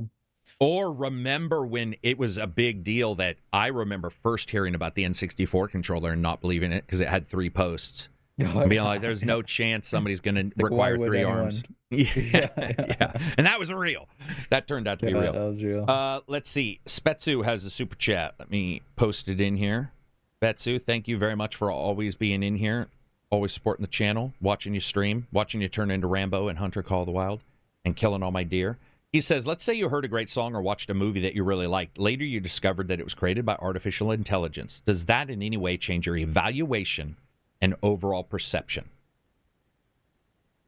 Maybe subconsciously in some way. I don't see how it would go back and change my enjoyment or my whatever. I would honestly probably say this. I'm just being brutally honest. I know it's not popular to say. Wow, it's better than I thought. That's what I would say. I would say that is, oh, really? That is better than I thought it could do.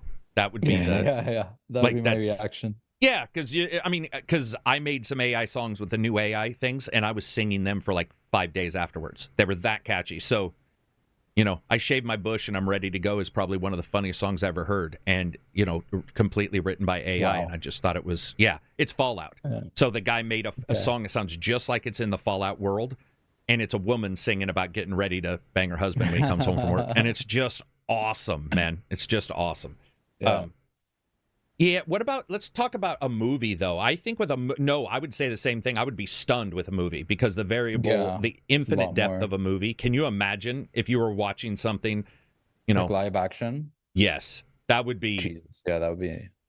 Honestly, I'd probably start building a bunker. At first I'd be like, who the hell are all these actors? I've never seen these faces before. He looks a little like Leonardo DiCaprio, but then also a little like Christian Bale. And you're all. Yeah. It's a good question, Spetsu, but I think right now that's where I would be. And then we have another super chat. Who's this? Knucklehead. He says, I'm going to post this in real quick. Hopefully, it's probably showing all this typing I'm doing. I apologize if it is in the post on the screen. Knucklehead says, what phone are you using? Are you a heavy user throughout the day, or do you keep it pretty light? And how often do you upgrade your phone? Have a good one, guys. Thank you very much, Knucklehead. So, for me, phone usage. I change my phone every maybe 5-6 years, usually. And at work, I use it a lot because I have to. At home, I don't, PC is my phone. Like how people don't really go on their PCs. They're always on their phones. I'm always on my PC. So, my phone is usually just on the side or, I would mimic that. My upgrade speed is quite slow because I don't use it to make calls. I do use it for the occasional emergency music on the deck if I don't want to bring a tablet. But I'll replace his question with tablet since it's pretty much known that's what I use. I use the tablets heavily. I use the tablets very heavily to the point of almost as much as my desktop because browsers now let you share those tabs between your browser and your tablet. And so it's helped me with studying for the podcast or whatever. And I'm laying in bed and I find a good link I favored it, and then I go to the PC, and boom, it's already in the Firefox tab. Or something like that. And it's so easy to move between them. And then music, movies. Samsung has Dex, which is a fake Windows. I don't know if you've ever used a Samsung device, Abzi, but they have a version, they have an app called Dex. And when you click it, it changes it to Windows. You can even put multiple windows up, stretch them. So then you put your output to a TV, and you now have a PC. It's running Android, but you have a PC, basically. Yeah. And yeah, I use mine a ton, but upgrades, not so much. I don't know if there's I don't play games on them, and I think upgrades are generically connected to games for me, if that makes sense. If it'll run the app, I'm fine, but a game because what else? I mean, camera is people's biggest thing. Yeah, camera is pretty big for people. Do you take a lot of... I'm very poor. I can make the best 2 billion gigapixel camera look like absolute hammered dog shit. Yeah, no, I'm not a picture taker. I take bad pics, man. Yeah, they're terrible. They're terrible. Yeah. I try to be like artsy and like go on my knee, and doesn't turn out. And I'll do the thing with, ISO or whatever, and you're like, okay, you got this set up, you take a picture, and my dog will go.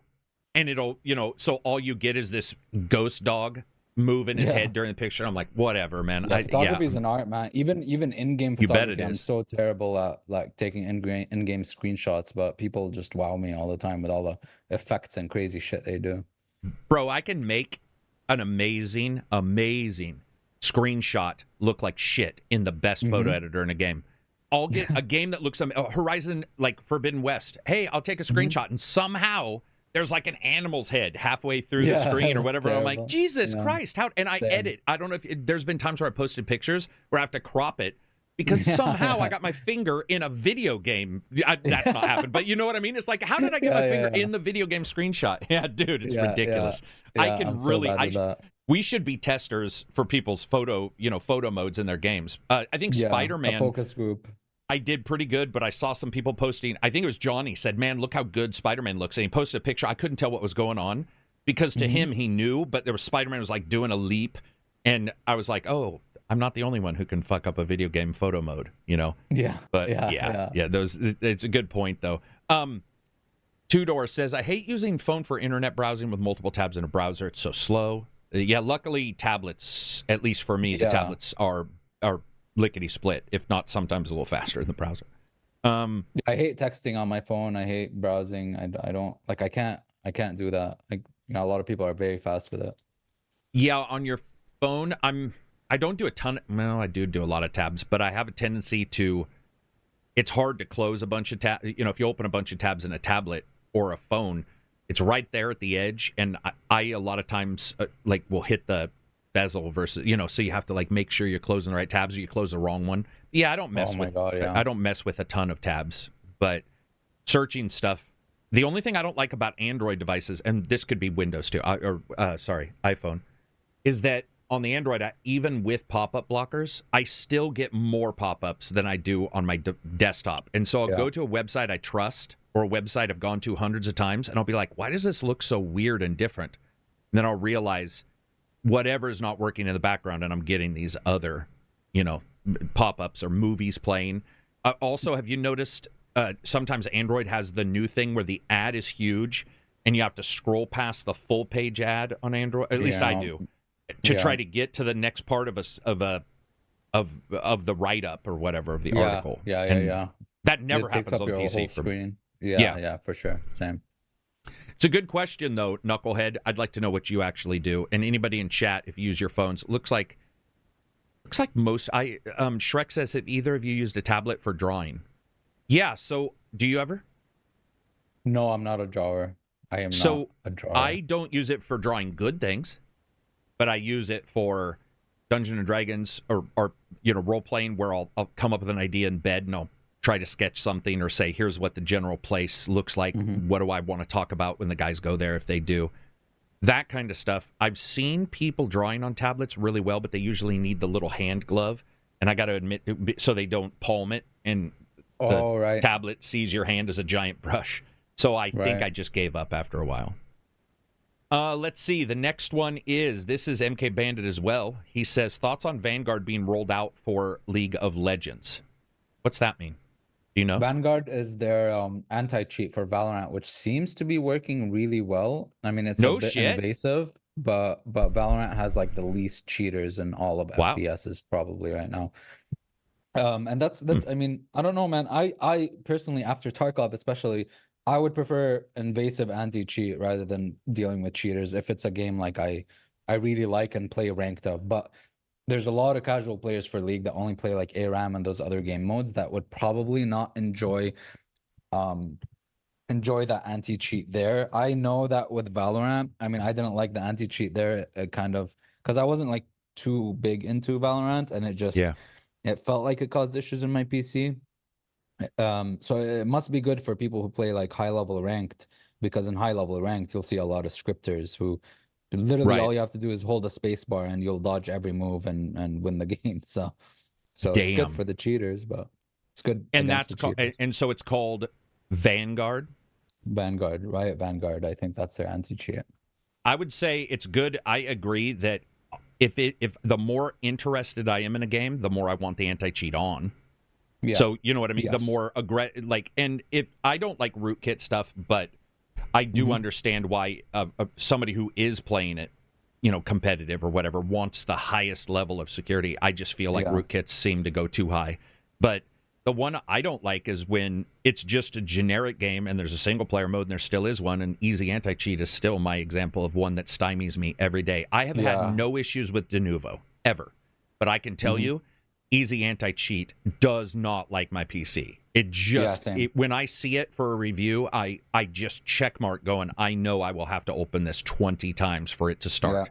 It will just sit there and then just close. And I open it up multiple times, and then at one point it's just like, oh, okay, this is actually an okay. It's just, I hate seeing the words easy anti-cheat. I don't know.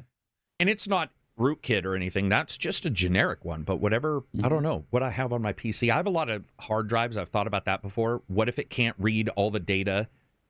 Whatever it shouldn't really be reading my hard drives. But this is just me thinking outside the box. What if I have too many things and it just finally decides he must be doing something wrong or something like that? And then he also brought up that Nexus Mods is raising their prices.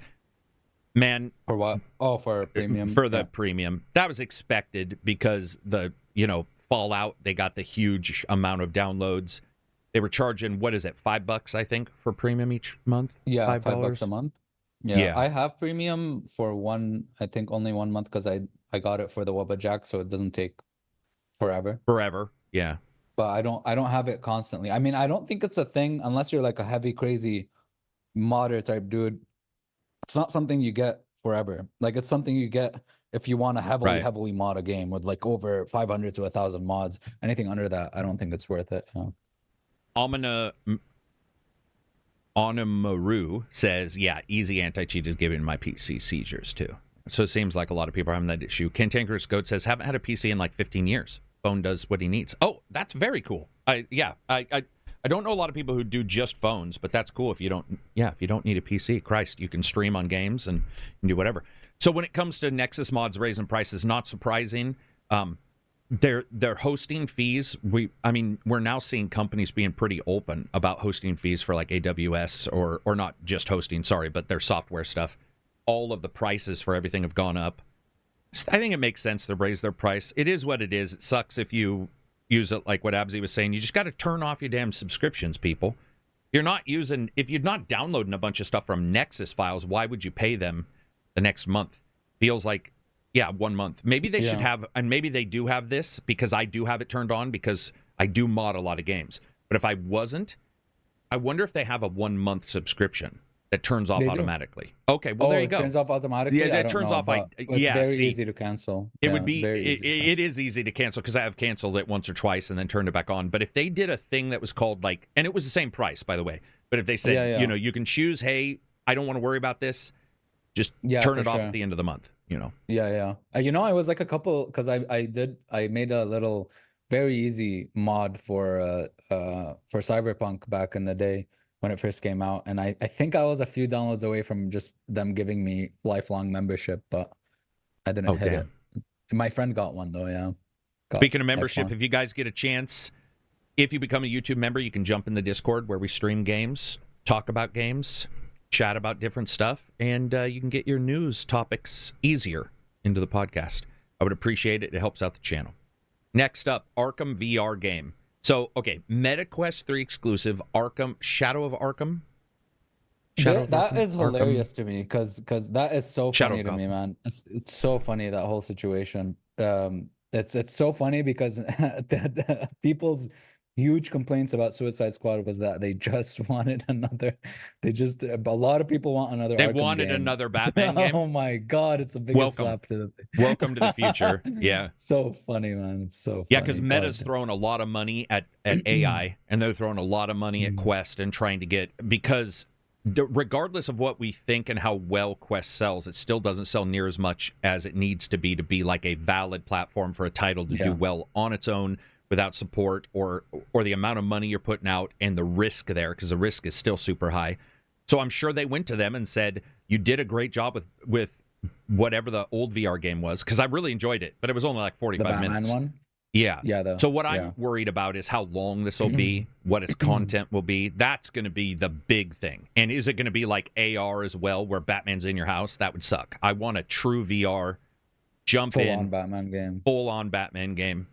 Or at least what they sort of showed in the other one. And then you got to figure out how long somebody wants to be in VR. I think the average time is still less than 2 hours. And so, in 1 hour is like max for me at a time.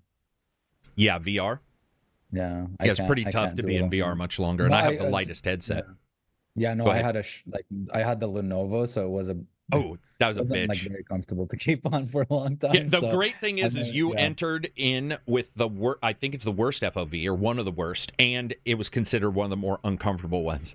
And it's a bad. And I still loved Alex. Half-Life Alex. I couldn't get enough of. Yeah, I just listen, man. We just have to wait for Valve to release another $1,000 VR so we can get another good game on that. Dude, come on. I mean, that was crazy. But so that's how it works, man. That's where the money's going to them. It's just like Epic pays, some companies to release on their platform. Luckily, on that indicator, you still have the PC to play it. Here, you don't.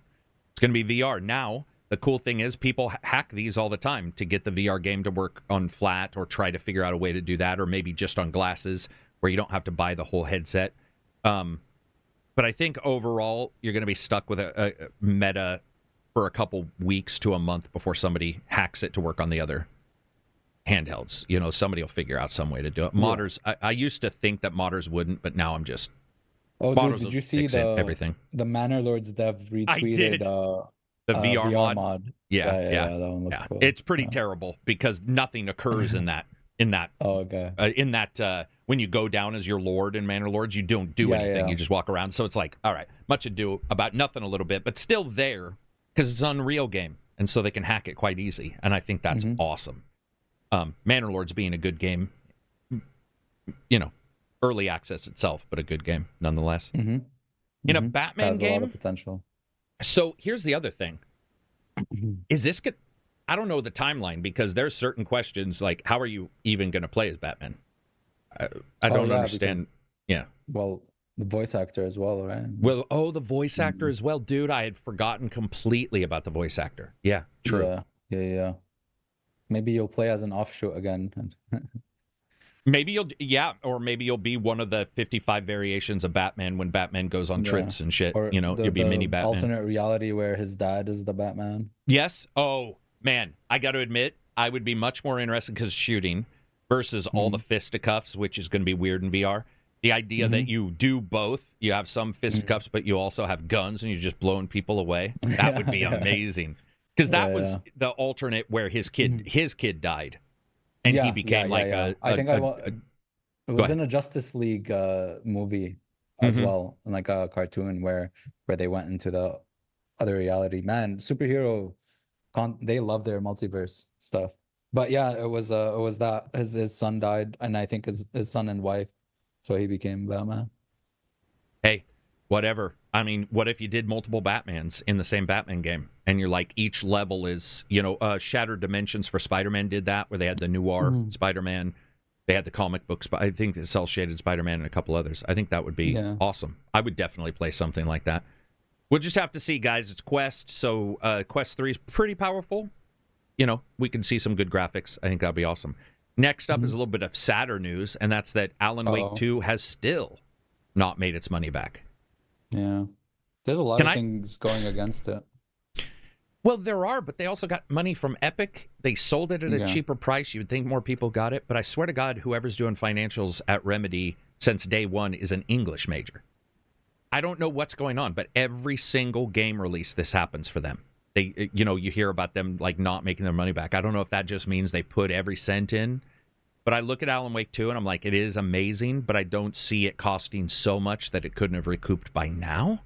Yeah, seriously. Yeah. It won awards, which, by the way, yes, awards don't matter. But I don't know how many people there are, but they're definitely super vocal. The crowd that wants physical copies, and then you got the crowd that doesn't want to deal with Epic and they just want to play on Steam, and then you got the fact that it's like a 14-year later sequel, which rides heavily on the first one.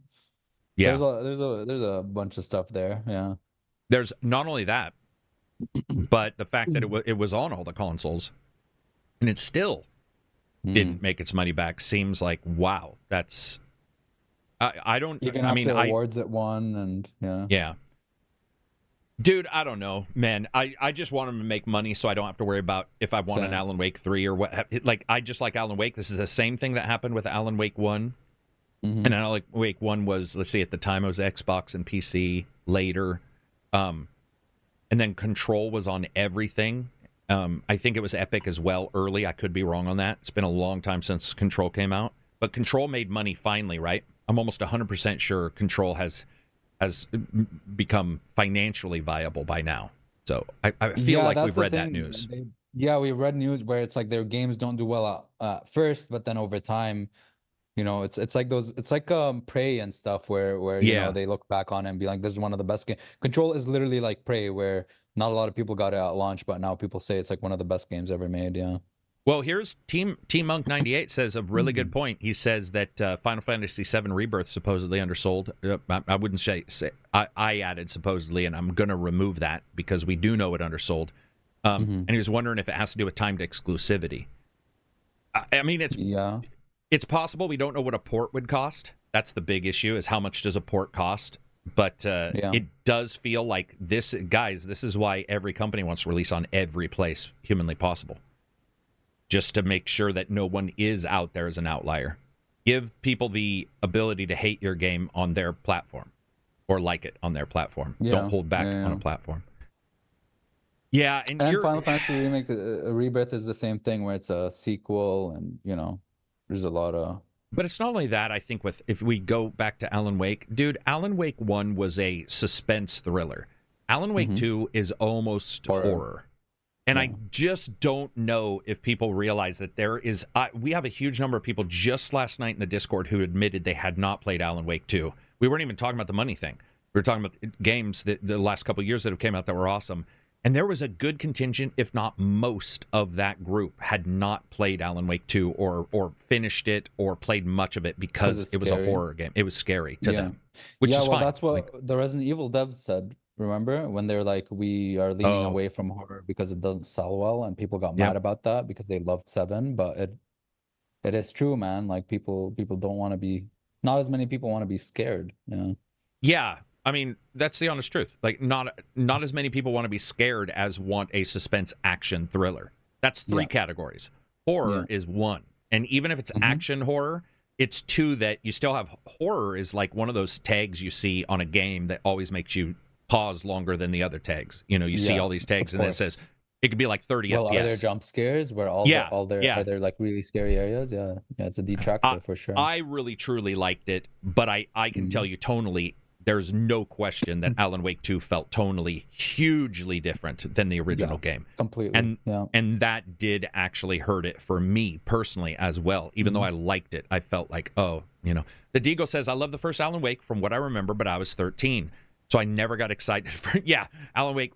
Yeah, I mean, many years have passed. I think Alan Wake, people who like Alan Wake, some of them probably don't even game anymore or are dead from, massive infarctions. Let's see. Shattered Stasis says, I'm not sure how much of an impact it would make, but you also have those idiots who buy into the Sweet Baby Inc. drama, and Alan Wake 2 exists under that umbrella. Boring drama, what's Sweet Baby Inc.? That's a developer or like a drama or whatever. Consultation company? For diversity or whatever. Listen, man, Alan Wake 2 is not woke. It's not woke. It's oh my god, we have to go. Alan Wake 2 is definitely not. I mean, It's Alan Wake not 2 is just fucking a woke. game with just multiple because characters. There's a black protagonist doesn't mean a game is woke. And if you say so, you're racist. That's plain and simple. Yeah, that's a weird thing to even say about Alan Wake 2. I could see you. Yeah, there's so many reasons for so many things in that game. There's no. If you play Saints Row, that's something I consider a woke game because they took a lot remake, of edge away. Or sorry, yes. The new one. Yeah. Yes, for example, that's a good example because they basically took away what made Saints Row good and made it this generic mess of like no one can be unique because everybody has to be the same because we're afraid of having any difference in equality. That's what I consider woke. Having a black protagonist or whatever is not woke. Okay, it's stupid. But yeah, there's issues with Sweet Baby Inc. They've been involved with a lot of these types of games, and I never really looked into it that much, but I know that they consult for some like diversity shit. I don't know why they consulted them. I don't think a lot of people know why, but yeah. Sailor Mercury says Final Fantasy VII Rebirth was hurt by exclusivity and some people not being blown away from remake. Also, being a full game split into 3 means some people are waiting for the trilogy to be done. That's fair. And Chris, Saga was not supposed to be white. Okay, they showed that trailer back in fucking 2015, 2014. A lot of things can change. If you haven't played Alan Wake, if you played Alan Wake, you'd understand why Saga is the way she is, dude. Like, there's literally reasons for why she is the way she is. She was not supposed to be white. That was like, if someone releases a trailer for like a concept of a game like 20 years ago, you think something changes because of wokeness? Like, seriously, that's such a stupid comment. That you obviously didn't play the game. I don't even know what any of that means. Eternal. There was a trailer they showed in like one of the old games. Yeah. But anyways. Eternal CMO says the thing is Remedy advertised Alan Wake 2 as a true horror survival game. It's more like a mashup of genres with horror elements and a bit of inventory that you barely manage. I don't think there's any personally. I don't think there's any difference between what they advertise. Not difference. What I mean is I don't think the impact of what they advertised versus what you got probably affected anybody. It was what we got. Like, I mean, of course. I know people who do for sure think of Alan Wake as survival horror because there are elements of it. The depth of it might change, might be hardcore, like hardcore sci-fi versus sci-fi, but the big issue with it is horror. And I mean, we've seen that. Like, it doesn't matter what we say. Horror is a tag that hits harder than most other tags. It just is. It's I mean, that's something that we can, I mean, it's the same way as like if you talk to a certain group that loves visual novels and you say this game is a third-person shooter, there's a chance that contingent isn't going to be super interested. And with horror, it just happens to be that a lot of people who play games, horror to them might be more what they want to watch for 2 hours versus be immersed in for 12. Being immersed in for a horror game for 12 hours can be pretty, like, there's taxing? It can be taxing for people. There's a lot going on, and if it's 12 hours and now it hinges on you doing things, there can be definitely can be some issues. Yeah, I wanted to replay it for the new game plus thing they added, but I thought of the what was it called, not the rec room, the old people's the retirement home, and I was like, oh no, I don't want to go through all that again. Shit is taxing, dude. Eternal says there's some things borrowed from newer RE games. It's just not very deep. Yeah, I would agree with that. I think when we look at how deep it is, that matters. Horror matters. Also, Epic, whether they got money or not, it's either not enough or how it all worked financially. They spent a lot. I think there's some stuff that goes on in Alan Wake that we love, and that I would hate that they removed, but that to me indicates there was some money spent not on the game. I don't want to say any more, but there's a couple things that happened in that game that I've questioned how much it must have cost to do, and yet it was a very short thing or a small amount. There were certain, the TV show stuff, that kind of stuff, where I'm like, it's almost like going the Twin Peaks route, where instead of being a game during some of these parts, it was fantastic to experience, but maybe that cost them. Who knows how much that cost to do some of those things. Let's see. Sailor Mercury says people shouldn't use concept trailers or art to compare to the final product. Yeah, if I was making a game, you know what I'd do? I would just make sure that I would put up trailers I would make sure everybody knew it was a work in progress and everything could change. And then right before, like, let's say 3 months before, start releasing your trailers with the content, you know. Like, it was like a random scene in Quantum Break. It wasn't even that, like, you know, crazy. It was like a 1 second scene. And remember in the beginning, there's like a TV and you can see a trailer for it. Oh, yeah. No, I didn't even remember that. Yarita says, now I want to see a F.E.A.R remake or a horror shooter. Oh, F.E.A.R is good, man. I never played. Did you play the second and third? I only really played the first one.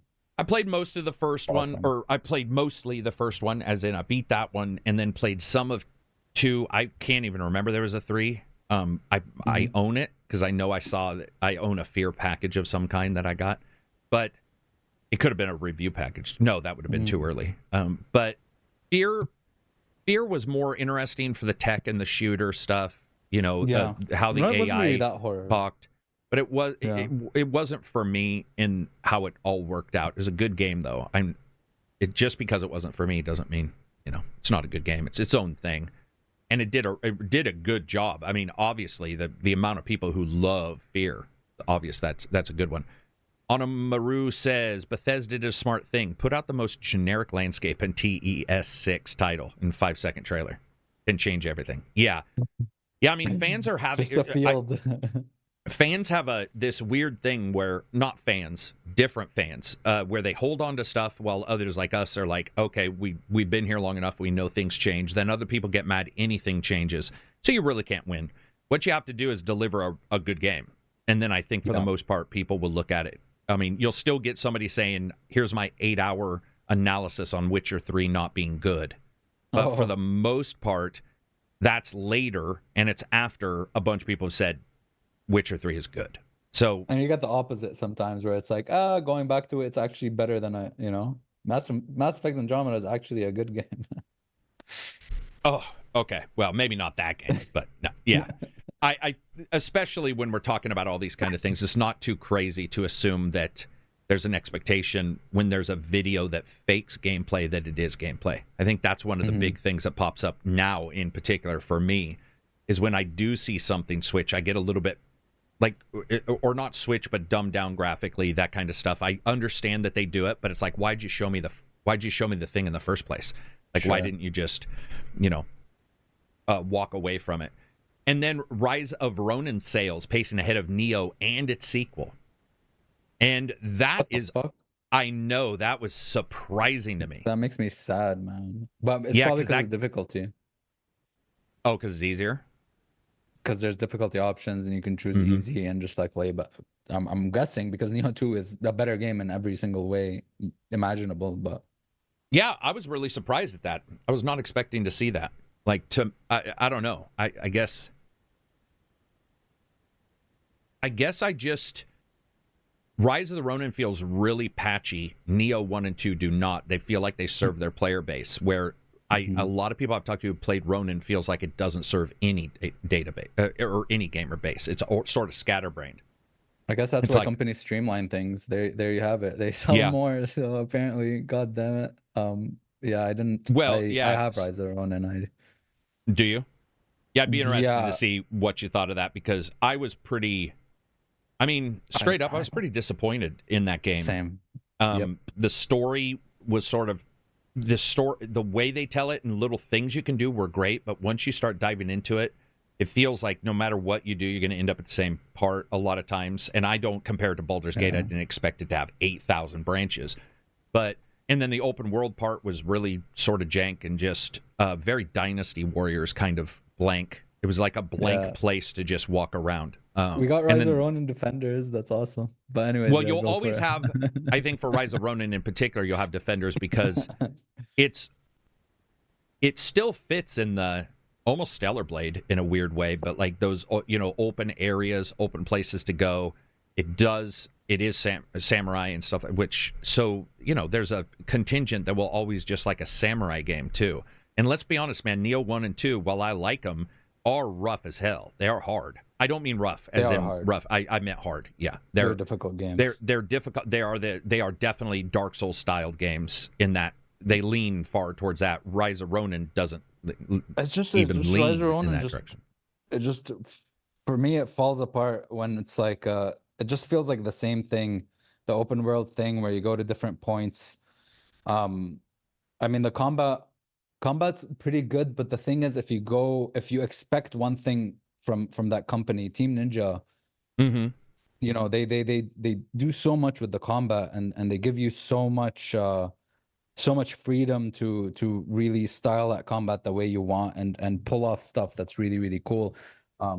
So going to Rise of Ronin and feeling just how static and more, you know, more rock paper scissorsy it is, where it's like, oh, you just have to switch to the stance that's stronger than the other guy's stance, and it just falls apart for me. Yeah, yeah. Oh, good. And yeah, I just felt like the game feel itself wasn't as satisfying as Neo 2. There's no hate for the game, and if you enjoy it, you enjoy it and you like it, and there's nothing wrong with that. I'm just saying my personal reasons for why I didn't enjoy the game that much. I think especially and it was so weird because it's like, to hear it's so funny to me because there's these other games that deliver a certain part of their title in a way that if I experience it somewhere else, it's so glaring. And like the Dynasty Warriors part, because the open world did feel like it was janky, it was like blasé, riding the horse looked like crap. All those kind of things were very basic, which is how I feel like Dynasty Warriors worlds are presented. They're more about, here's a bunch of guys to fight. Rise of Ronin is one guy to fight, but it's, well, not one, but a couple. But it still has that janky overworld that a lot of games deliver, and they all, to me, they all feel like there's a level of detail you put into an open world to get it open world, and that's it. That's your requirement. Then you have a level of detail to make it somewhat interactive. Then you have like a Bethesda game where everything is interactive. And when it was funny because we were playing Dynasty Warriors in the stream about 2 weeks ago. Somebody was playing, and they're like, "Oh, it does, like the open world jank. This does remind me of Ronin."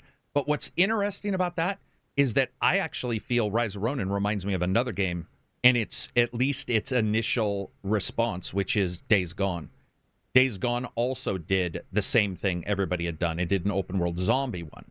And there were a lot of people who were like, it doesn't really hit in this place, or it doesn't hit in this place. But the world, I thought, in Days Gone, Days Gone, right? Yeah, I thought Days Gone world it looked better than... It felt more quality. Like, dude, it looks better than Rise. It's weird because, you know, you see those years and you hope that if you're going to do open world, it'll look interesting.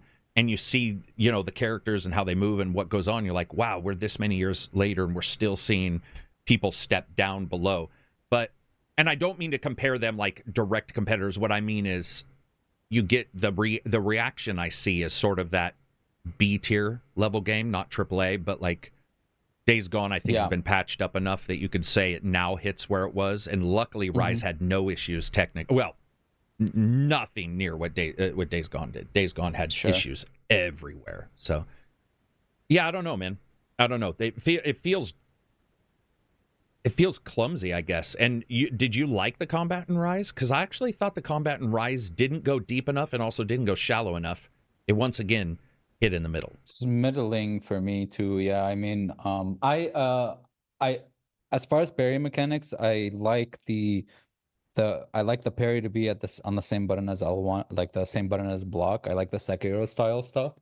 The thing is, I don't think anyone really did parrying as well as Sekiro yet. So if you're going to rely on a parry mechanic game, I feel like you really got to hit it well, because Sekiro knocked it out of the park. And then obviously the biggest thing for me, I mean, Neo 2's one of the best things about it was the stances, and like, you know, they just completely shit on it after we've been talking for years and years how we don't like Ghost of Tsushima's stances. They basically did that. I really like the Bond thing. I think it has cool potential. I didn't play long enough to really see where it goes with that. That's something really cool. Like switching characters is pretty cool. Pulling cool stuff off, like, you know, blocking a bullet, you know, parrying a bullet and have it go up in flames and killing someone. That stuff is really, really cool. There's some cool flashy things, but the feel of it, there just felt like something was missing from there. Yeah, it didn't feel the quality aspect. It felt a little bit less quality than, for example, Ghost of Tsushima, which I would prefer Rise of the Ronin's combat over, but Ghost of Tsushima feels better. Like, it just feels like a more game, a better game in terms of quality to me. Yeah, that I like the combat better in so I like the combat better in Ronin only because I hate the rock paper scissors well, I don't hate it. It's just that after a long time of playing compared Ghost, to Neo 2 especially, blah, blah, blah. stances night and day. But I like the pairing and all that kind of stuff in it. I did find that maybe something that happened with those games is they lack a tiny bit of edge in their protagonist as well. It makes me buy in to being interested in them. I did like the starting. I'm not going to spoil it because it's still pretty early game, but I did like making the 2 characters in Rise of Ronin. Same, and all that kind of stuff that happens. I thought that was maybe, and it did some stuff with it. Maybe it could have done more, but I did like that. I thought the character creator was actually, I made what I consider to be some pretty cool looking characters in that character creator too. I was pretty happy with the character creator. Same. But the one thing I don't want people to do is like, whether you like it or I guess liking it wouldn't cause this, but if you dislike it, let's say you hate it, I don't actually want them to not try again. That's the thing, is like, okay, so maybe it didn't hit for me as well as it could have, but it's obvious that they want to go that route. I would love to see a Rise of Ronin 2. I have no issues with that. I think that'd be awesome. Yeah. Like that's the thing, is there's this weird thing that pops up where it's like, oh, it doesn't hit with everybody, or didn't hit as well as people thought, therefore they need to move on. And instead I look at it and I'm like, actually, I think they're almost there. They like, it feels like they're almost there. Yeah. But I wouldn't want them to change a bunch again either and go, oh, we're going to now make a 2D scroll or whatever. It's just like, okay, you tried. It's close. Let's go ahead and try again. I think that would be cool. So it's selling well is exciting for that aspect, because I don't care if I didn't love it. Like Days Gone, if they want to do a Days Gone 2, I'd be right there excited for a Days Gone 2. If it turned out to be good, that'd be awesome. If it didn't, it's just a bad game. Shouldn't be the end of a company's ability to try again. And that seems like where we're at for a lot of people, where it's like, okay, they failed, never do that again. And like chastising a child. And it's just odd. I assume cost of games is why people start talking about that. Yeah, like, put your resources in something else. Yeah. Let's see. Why Yama says Ronin is exactly the same. Middle stance is good. Health damage. High stance is good. Low stamina damage. And low stance is bigger parry window and more speed.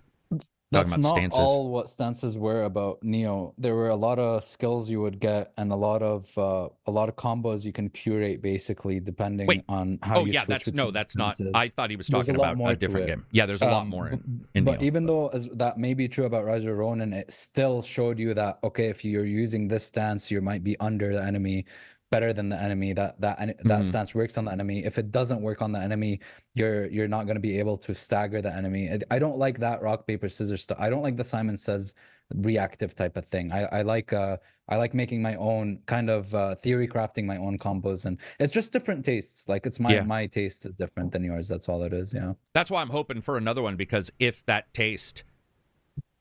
get towards my taste, it doesn't necessarily mean they have to remove what somebody's enjoying from the first one. For sure. To me, there's actually only like 4 or 5 things I would want in a Rise of the Ronin 2. And then and I don't want it to be Neo level difficulty or Neo. See, that's the other thing. When a game is super difficult, usually you put in really all those complex systems so that a person can learn that difficulty and find all these ways around it and stuff. That was the other thing about Rise. It's not hard. And so, or at least it wasn't for me. And so then there's this odd curve that happens where if a game isn't super hard, I have a hard time learning stuff because there's no reason. And that's happened before in other games that I've noticed, where if you find, because you're all, why would I do this? I could if I was a gamer that, let's say, wanted to not speed run it, but that was the only game I was playing and I was really wanting to dive into it. And remember, this is the same discussion that happened with the Xbox one, the Wu or whatever. Oh man, I can't even remember the name of that game, but it came out last. Wolong. It's the same sort of discussion that happened around Wolong, which I actually found their difficulty to be variable. There were times with that, there were things in Wolong I wanted to, and that was the thing I was trying to tell people in the podcast last time when we were talking about Wolong, is that just because I don't like Wulong, I also would like to see another one there, because there were things I did like in Wulong. There were like, and I like their approach to more acrobatic style Souls-likes. Not every Souls-like has to be stiff and shit. I like that there's jump buttons and crazy shit you can do being a ninja and stuff. But I do like the complexity of Neo, and I felt like that those Strangers Paradise had more complexity than those last two titles. They did, but the level design... I'm not saying they didn't. I'm just, you mentioned that game, and it just... and I'm an environment person, and that was the big thing. That game there was... no environment. Bro. There's no environment. There wasn't even environments in that game, man. There were like old Final Fantasy dungeons, like from the 90s. Maru, says, Wolong DLC 2 difficulty was brutal, but everything else was baby mode, very uneven. I don't know if baby mode's uneven, but I would agree with the uneven part. I do know that in that game, there were ways to make it so that it was really easy. I did like that, where you could do particular things to make it easy if you want. And a little like Sifu, where if you aren't hitting hard enough, you can age and hit harder, but you'll start to lose hit points later on. I can't remember the ages, but there were different things. I like that kind of stuff. Stop the Stranger talk. Yeah, Stranger was, there, dude. Did you beat Stranger of Paradise? Did you beat listen, man. I'm not. Go ahead. Go ahead. I didn't beat it, okay, because I didn't beat it, but there's it's charming in a way. You don't like that word, but it feels like a parody, all right. But I like job systems, all right, and it went crazy with the job systems, like the way you can combine two jobs for another third job. There's a lot of jobs there that you can, like Marauder and stuff that stemmed from 2 other jobs or 3 other jobs, and that shit was really, really cool, just kind of leveling those up. But the dungeons do get boring, man, after a while. Like squares upon squares of like boring ass locations was not the most enticing. It didn't make me want to continue and beat it or anything. Thanks, it's just RG, for saying you didn't skip the ads. Yeah, so here's the thing, dude. If a game's got a great combat system, but it is hyper unengaging getting there, that's what I had with it. Like, so anytime you talk about this stuff, my brain has a really hard time tracking how somebody could have even got to that point, but again, it doesn't matter because I'm looking at like in a different light. But no, it's completely right, because the locations do you need something there to keep going. But come on, man, like imagine like after a huge lore dump this girl was talking about, he was like bullshit, and then just listened to Limp Bizkit and walked away. Like, come on, man, the attitude stuff was fun. You mean? Yeah, that was funny, man. That was really funny, dude. I would say also, Chaos. I don't know what it is, but if I exist in the world, no matter how cool my character is or doing stuff, if the world itself is not super existent, if it's not, then it becomes this. Wolong. Yeah, and Wolong had some stuff that I really liked. There was a couple bosses I really liked. There was obviously some systems. I guess that's the thing you could say with a lot of these games. They hit and they try to do a bunch of stuff, and 2 or 3 things you look at and you're like, oh, I love that. But then something in it is like not hitting perfect for you. And for sure. For me, it was definitely the environments there. But I was asking people what games they were looking forward to this fall. First of all, RG said I didn't skip the ads. Thank you very much, because it helps the channel. Eternal says April was an impressive month for PS Plus. Guess they all can't be bangers, but there's a couple indies I wanted. That's cool. I haven't checked those. Or somebody posted them in our Discord. I'll have to check. Let's see. Jimbotron says Dragon Ball Sparking 0 and Warhammer Space Marine 2. Higgs says Star Wars Outlaws. Well, he says, honestly, Star Wars Outlaws. I'm very interested in that one. T Monk says it's actually kind of crazy how influential Wukong and Journey to the West are to all forms of media, but we're just now getting high-quality looking games. Let's see. Looking forward to Manor Lords.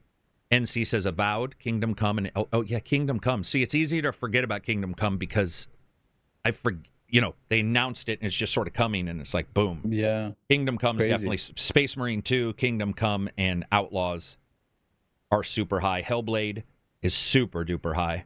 Hellblade is probably just the top because I really liked Hellblade 1, and Hellblade 2 looks to continue that almost in all the same form, which I'm excited for. Black Myth Wukong and Stalker 2. Yay, Stalker 2. Finally, someone said Dude, Stalker 2. See, this is the thing, man. I don't think we're going to remember 2024 in the same way as 2023. But I also think there's a little bit to be said that COVID and stuff were probably still occurring a little bit in 2023. There was a lot of people hadn't returned to work or still were in the process of. There was more time for maybe some of this stuff. 2024 has not been bad. The starting of this month is low. You've got Homeworld VR, which I think looks amazing. You have Homeworld itself. You have some games last month and the month before, but I actually think this fall looks to be awesome. And one of the reasons why is because I think there's just enough to be able to experience most of the big ones instead of the last couple of years where you're all, yeah, that's true. All right, I have Which one do I 9 choose? games. Yeah, I have 9 games on my list, and which of those 9 am I gonna spend time with? I think the end of this year, Stalker 2 alone, I'm just assuming it'll be like Stalker 1 in the same ways, which means that'll eat up 60 to 100 hours. Yeah, probably for the people who like it. If it's depending good, on how much you also want to interact with the AI life stuff, sandbox systems. Right. I'm hoping that there will be a lot of sandbox systems. And what I like, dude, is Hellblade is completely in every way the opposite. Yes, I love that. Hellblade's like very curated. Here focused. We're going through this thing. They've said it's 7 to 8 hours. It's about the same length, or it's a little longer. I think they said than the first one. It's like, okay, that's that thing which will not interact in any way with Stalker 2. It's like a fucking sports game difference by that point, which is awesome. Yeah, absolutely. But and then Black Monkey Man, I cannot wait. I think, dude.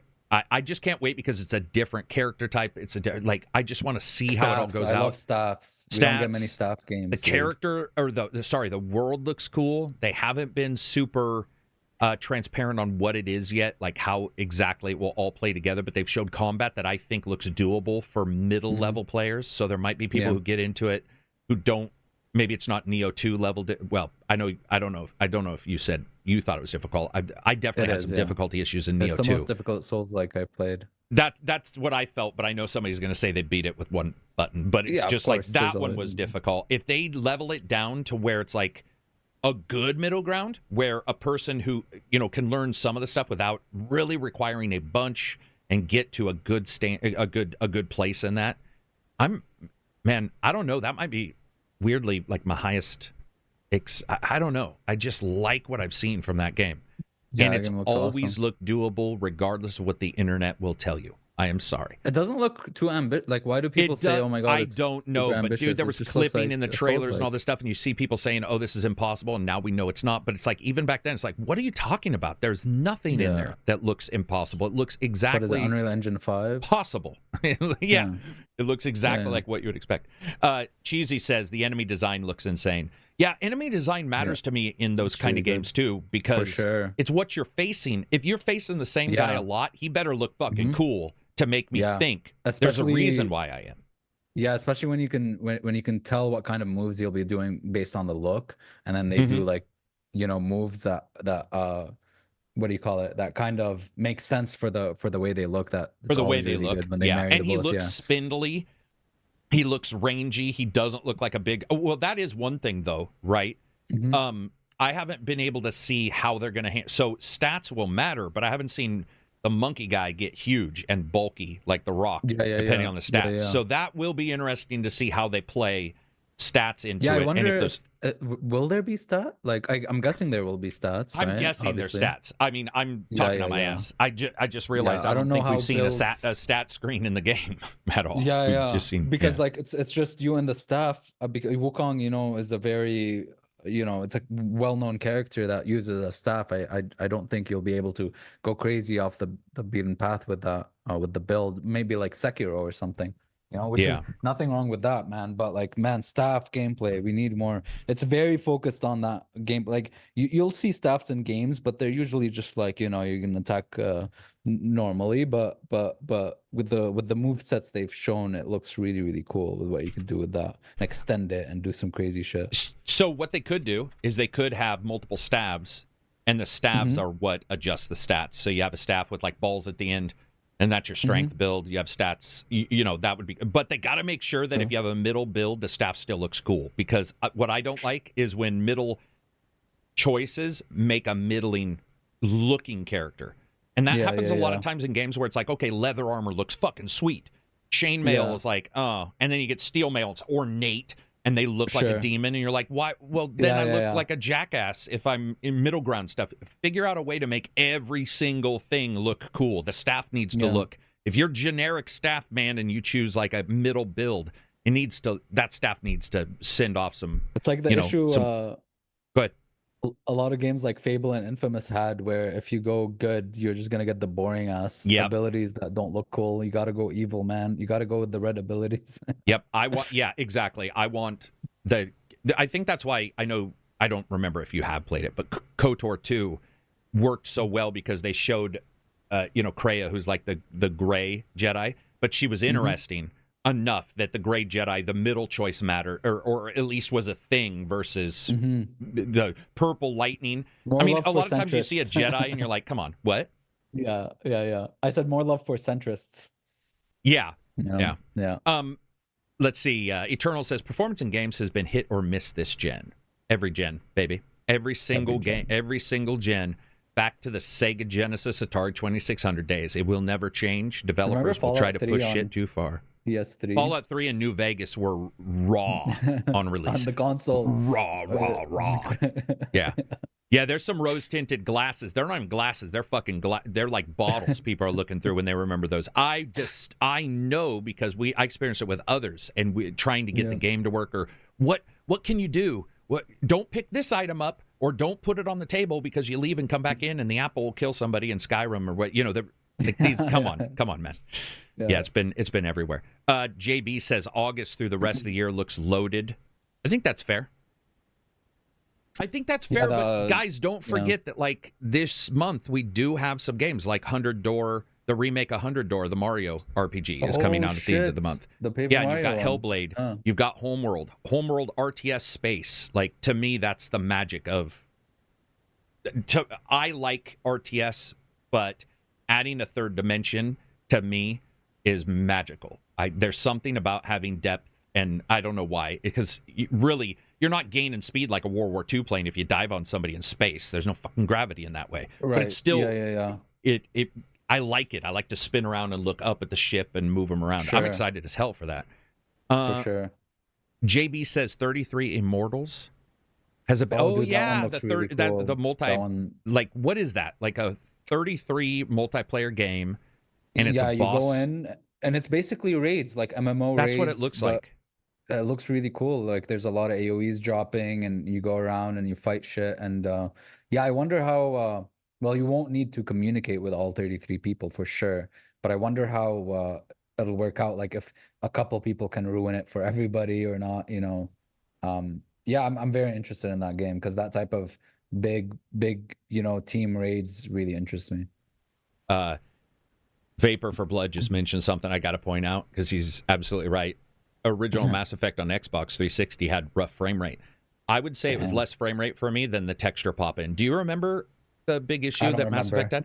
So you would walk into a level and everybody would be low textured for a good deal of time, and then it would go pop, and it was like, it was so bad, man. And no matter where you went, it would be like boom, and everybody was just textured, and there was some nightmare fuel in that one. Let's see. Eternal says, the other thing I liked is how Hellblade ended in a way that was open to interpretation. Yeah. Deagle says, Kingdom comes when it feels like it. Good play on words, buddy. Kingdom Come, I like the idea that they're sticking with their engine. Their explanation was good. The engine isn't the greatest, but they made it very clear that, it's like it's the engine they know, the problems they understand, and to me, I think that that's absolutely fair and probably the way it should be.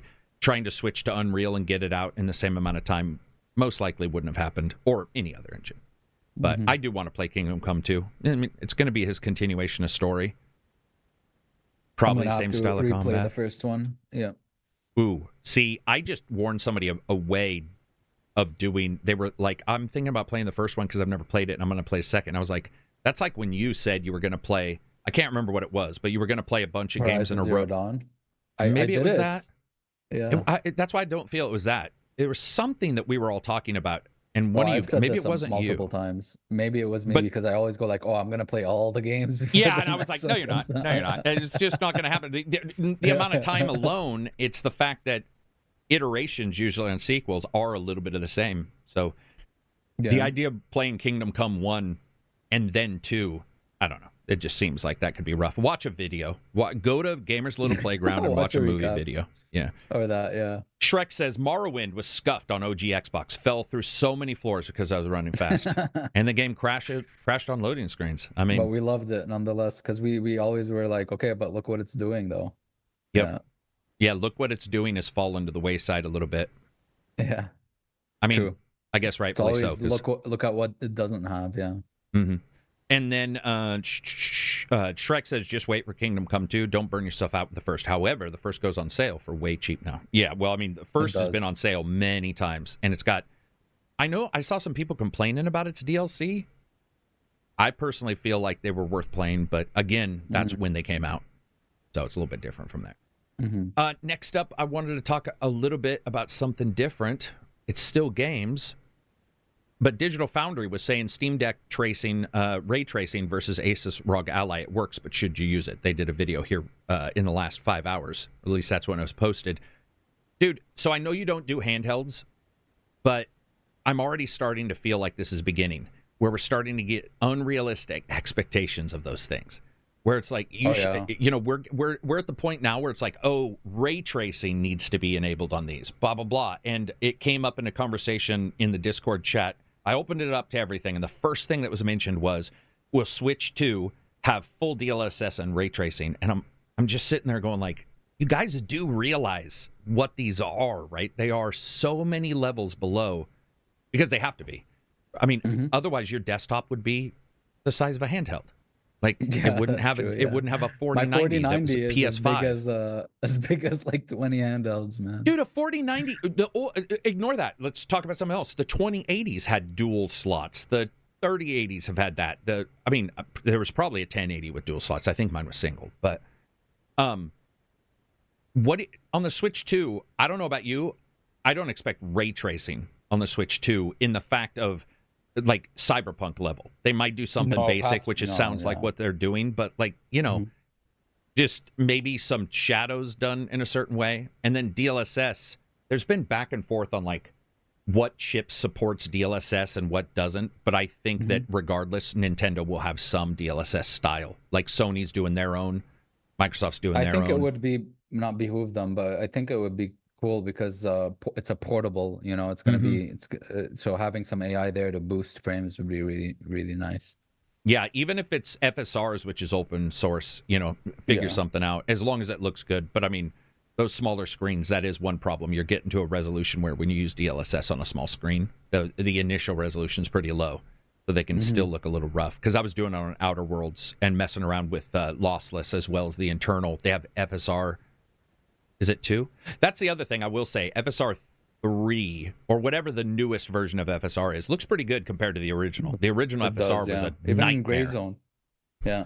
Oh, yeah, true. You because you're running it with, what, DLSS? Or DLSS, yeah, I tried FSR, though. Yeah. Did you try FSR? It looks really good. It doesn't usually FSR, in my experience, has that looks blurry, but in this one, it didn't. Let me tell you something weird that happened, too. Speaking about FSR and stuff. So Starfield has FSR and DLSS. Yes. And on my DLSS system with the 4090, there's something that looks... I don't know how to describe it. I swear to God, at times, maybe it could be my settings that I have, but FSR, there's times where their version, it looks a little bit better. I don't know. It could just be that I have a setting in all the options that's different, and so when it upscales in DLSS, it looks weird. But on the handhelds, they have frame gen on both, and I got to say, I've ended up using FSR a lot on the handheld. I don't know. There was something on DLSS that felt almost a little laggy or something. There was something weird on that, but it could just be, again, I could have a setting on that's just a little too much. But I remember I downloaded a thing, like a DLSS 3.5 or something. Oh yeah, it didn't have DLSS back in the day. Right, yeah, I had FSR originally. Yeah, I haven't tried Starfield on my new system. So the last I played it on was the 2080. So it'll be cool to go back to that and try that. Yeah, but I remember, the DLSS wasn't a thing. I had to download it. Yeah. Yeah. Hal says it won't have frame gen because frame gen 30 to 60 isn't viable with lag. That is incorrect. That's already been shown to be incorrect multiple times. It also depends on the game. Would you do a shooter that is competitive? No. But we've definitely now seen where it's absolutely useful for games that are not ultra competitive. And the the Switch, I don't consider a Switch game as being competitive. I wouldn't play a game on the Switch 2 competitively. Yeah, plus you're not going to be moving with a mouse with like polling rate that's higher than that, Yeah, so, it'll be interesting to see, and especially because when you look at the Switch doing NVIDIA and you look at the others doing AMD, you've got all kinds of different things that you can do. So, yeah, it'll be, there's just something that I noticed. I don't know. I noticed this also when I was streaming GeForce to the PC and GeForce to the, because that one, of course, is the cloud. And when I was playing it on the cloud and was switching between FSR and DLSS 2, there was just something a little wonky with that. But there's so many versions now of DLSS and FSR, and you have little switchers you can use. You can't on GeForce, obviously. I should have been clear on that, but you can't switch them out. But I've seen people. There's a mod out there, right, that lets you inject new DLSS into old ones or something. I don't mess too much with that, but there's I like just some think stuff where you could download the files and just replace them and replace them, inject them in. That's pretty cool. We'll just have to see, but I think that every company is doing something now. It just feels like every single company realizes that upscaling the old style, which is integer style, just isn't exactly the same. Shrek says, is the NVIDIA streaming service any good? So, yeah, I would say that right now GeForce is working pretty well. The only problem with GeForce is they're a different executable, and so therefore there'll be times where the patch doesn't work, or it takes a little while for the patch. You also can't run mods in the normal way, or at all in some games. There's a couple that Steam Workshop seems to work. I think it was Stellaris that worked. But, yeah, I would say overall, streaming is awesome if you know what it's offering. And if you have a PC that maybe, isn't necessarily up to spec, or you want to stream to a handheld, very worthwhile. But you have to pay the cost, see for yourself. I mean, that's the thing. Let's see here. FSR sometimes looks better in Starfield, in my honest opinion. Yeah, it is weird. I don't know. Just could be some kind of weird, something to do with how they handle it. FSR might be making strides. Yeah, they are. They're all improving, man. This is the thing. Is XeSS better now? So, Intel's? Yeah, it is better. It is better. I think there was a game that was recently, somebody did a write-up on it, and it could be absolutely, missing that it was Digital Foundry, but somebody did a write-up on it where, in one game in particular here recently, its image quality was better than at least one of them. Okay. So, but that's the thing. They're all trying to prove. And remember, this has already been done back in the day. Sony was already messing with these, or Quantum Break, which had the worst upscaling known to man. That game was raw. Terrence says, I'm interested to see the PS5 Pro proprietary upscaling. I think that kind of stuff is exciting, man. Especially for certain games, getting it to look better and still have some kind of performance is always exciting. But we'll have to see. It'll be trade-offs. AI seems to be dropped in everything now. Everything. Yeah. And I don't know what it even means. You'll see everything seems to be AI. It's like, this has AI. Your fridge has AI. Blah, blah, blah has AI. And sometimes you're sitting there going, what does that even mean? AMD AI chips on the, or AI chips on their new chips and on their new CPUs, and you're like, why? What are we, where's the? With it? Yeah, what are we doing with it? Is the big question. What is the intelligence? Yeah. The other thing I want to talk about is Sandland's reviews weren't great. I heard it was pretty middling game. Yeah. I really want to check it out. Anybody in chat, if you've checked out Sandland, I'd like to know if you liked it, if you didn't like it, what you didn't. I was surprised because what I saw in the previews and stuff looked like it was going to be, sort of a heartfelt, it's based on continuation a manga, right? of the manga. Yeah. So I was really excited to see it. And I mean, I don't know what it like a survival open critic is. Is it like an open world?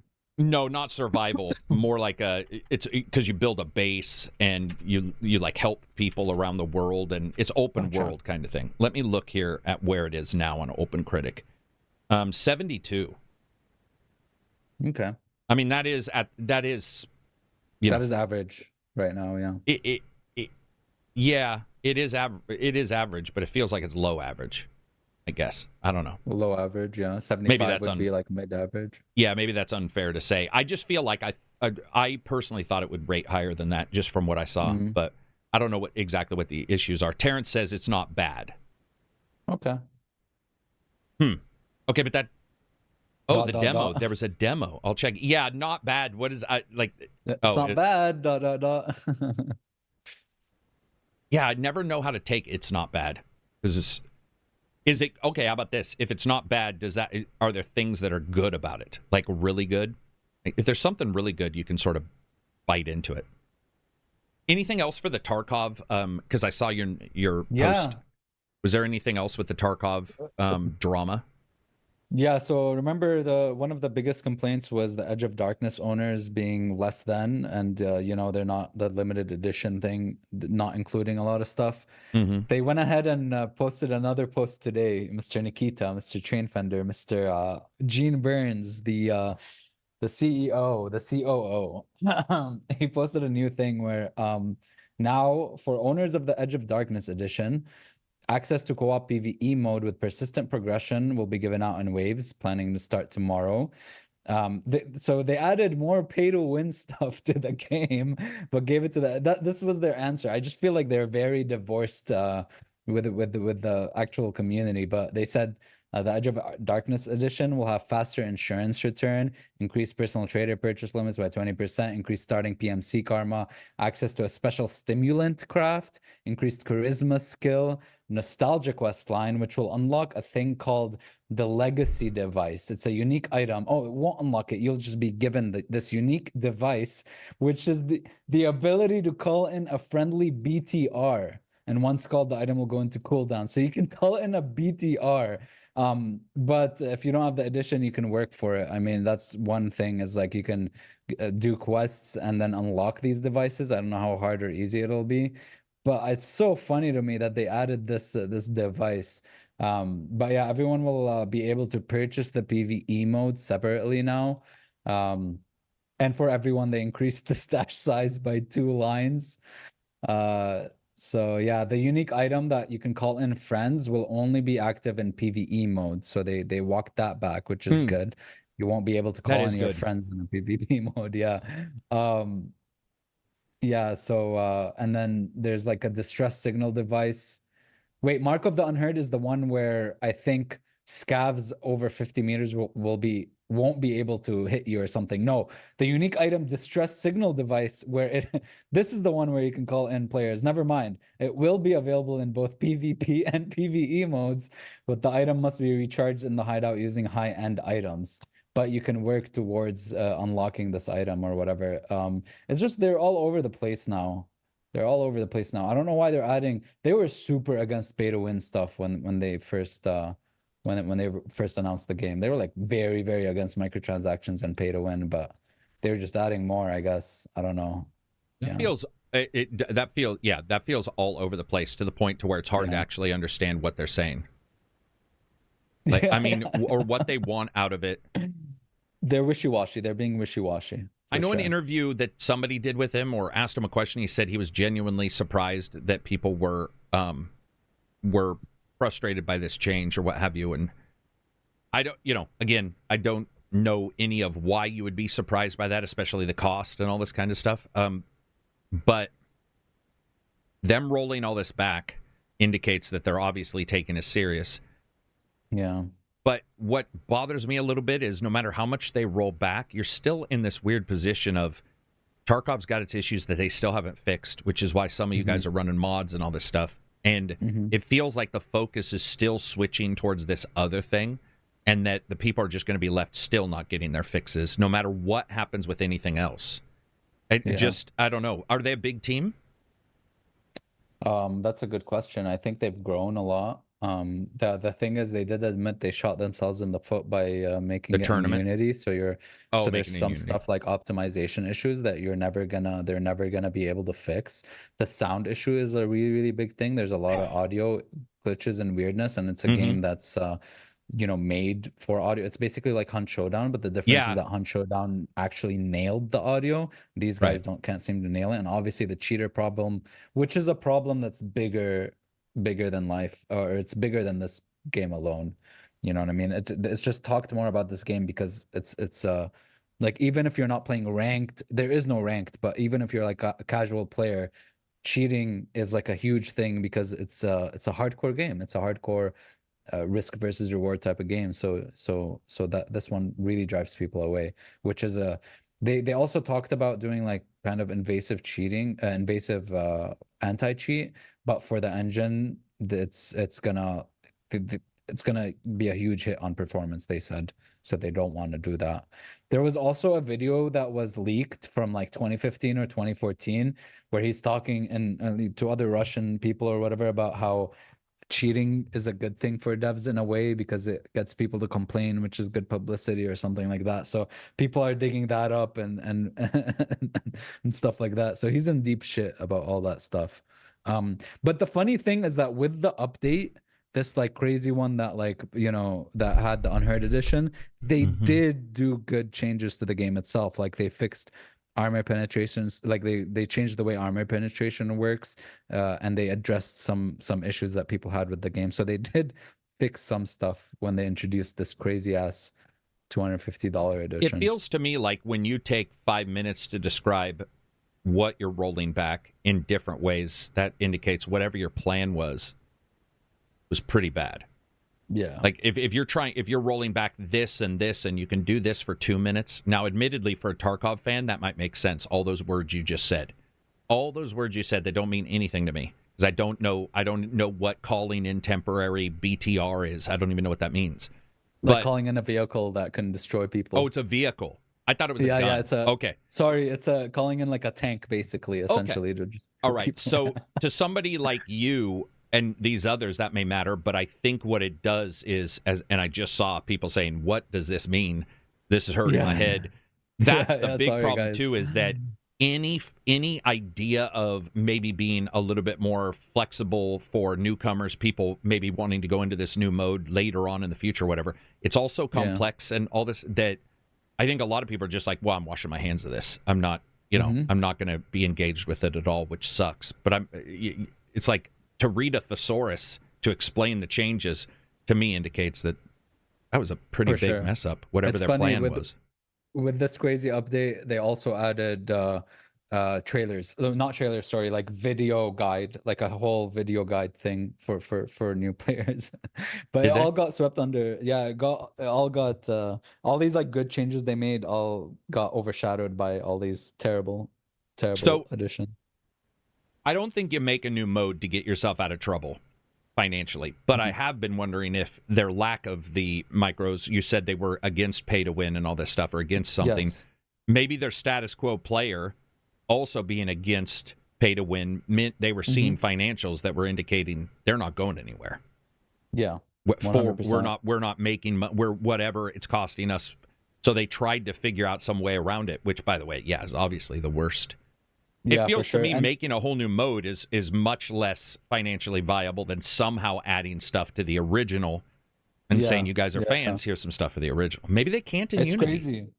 It's maybe, but it's crazy because people that like, there are cosmetics in the game you can earn, but people have been saying like, please just add stuff. We'll be happy to support you by paying for cosmetics, or even just a donate button. People were asking, hey man, put a donate button on the website.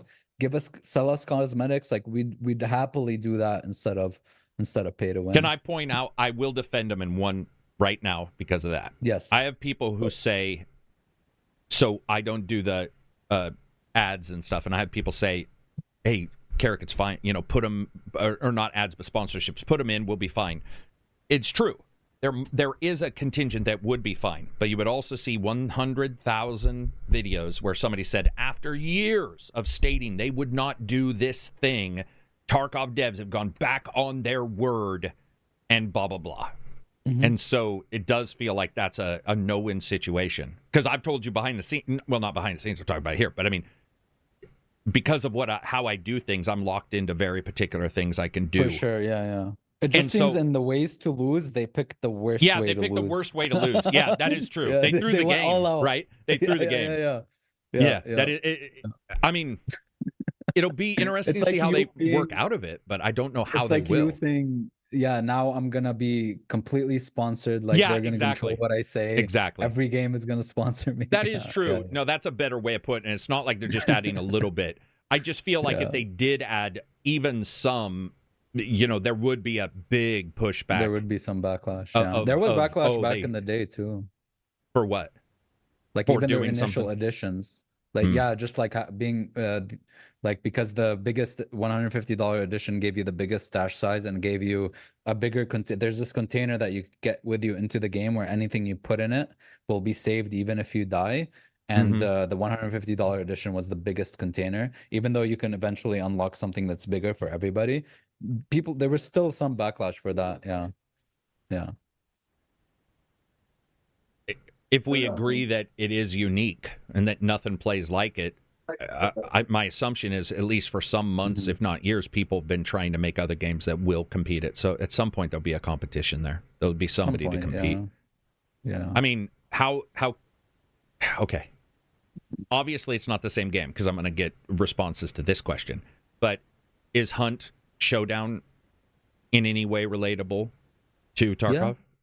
Yeah, it's just obviously, like, one of the big things about Tarkov is they like that all the guns are modern and all the modifications and stuff, they're all real things. But Hunt Showdown, there is crossover because it is an extraction shooter, but it's more like leaning into fantasy and Victorian era stuff. Yeah, but I love that game. But yeah, it's definitely a different feel to it.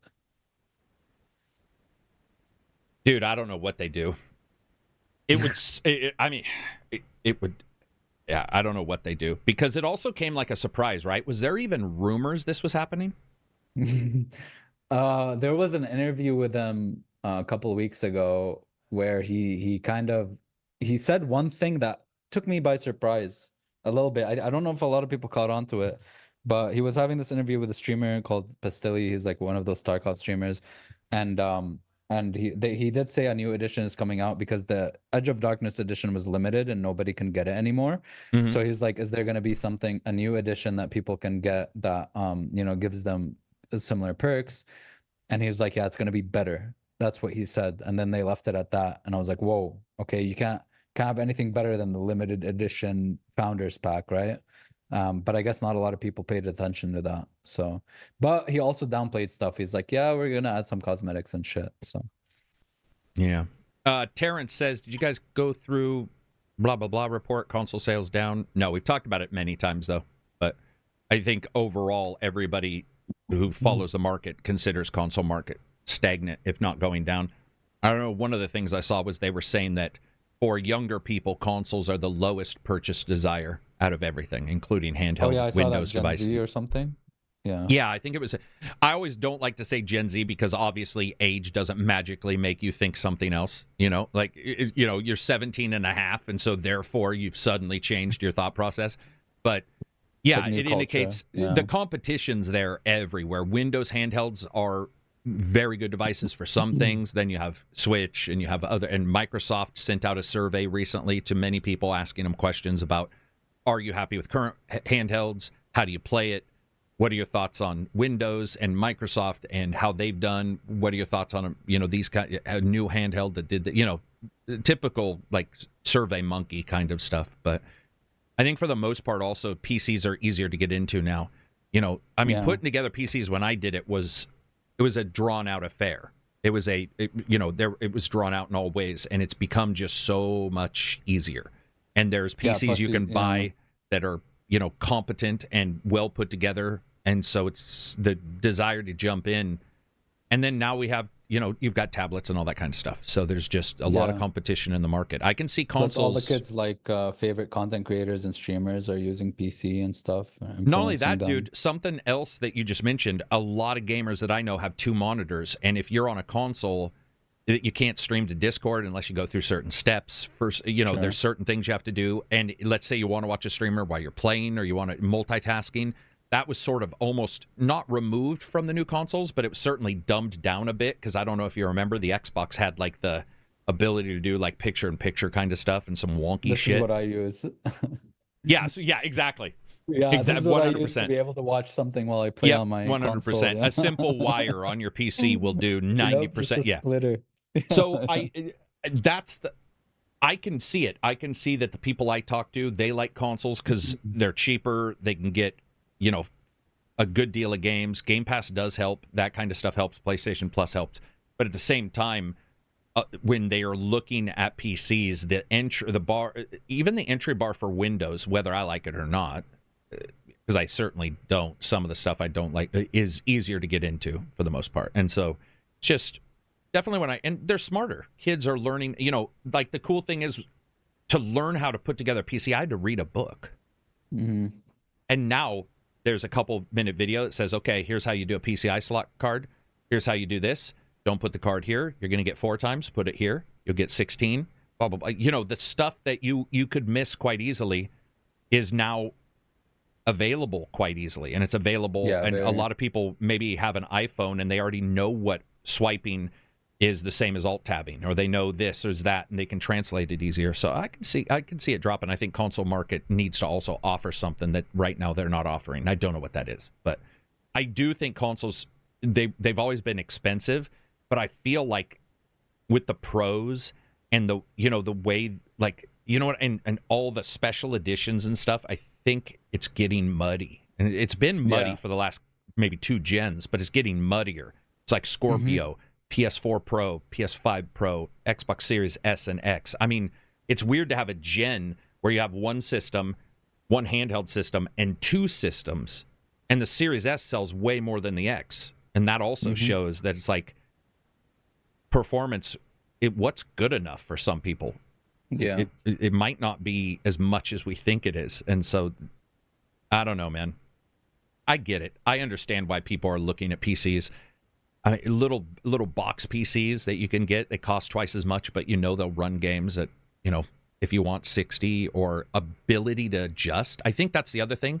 That's every a big game. Thing. I think a lot of people just want every game to have a quality and a performance mode, and whatever the switches to 30 are, most I probably will go to 60, I think. And that would be one bonus from the consoles. But yeah, you can't interact socially on them. And dude, I don't know anybody who is not talking, streaming, and texting, or not texting, but Discording or tweeting in our group ever. So when we go into chat, there'll be 20 people playing Dragon's Dogma. 10 were streaming, but they were also talking to their wives. They were doing all the stuff you can do on a PC.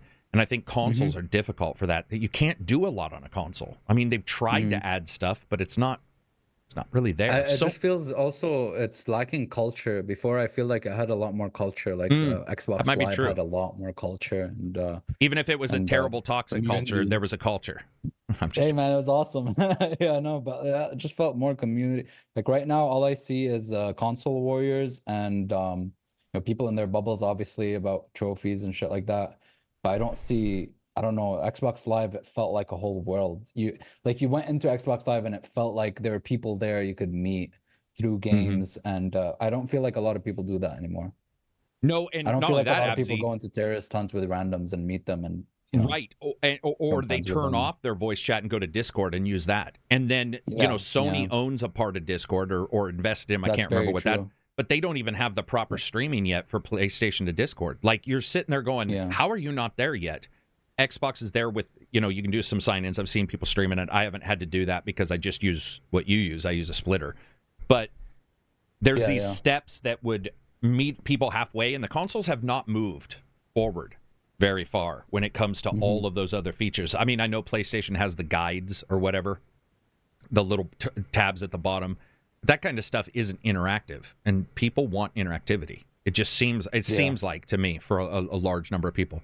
Even though we do have people go into stream and for whatever reason mute themselves. And I know you did one time. I'm not teasing you about the Red Dead, but I'm saying I'll see people, and we're actually sending an alert in our Discord saying, that's not necessarily what those are for. It's not for you to like close off and not talk to anybody and just stream.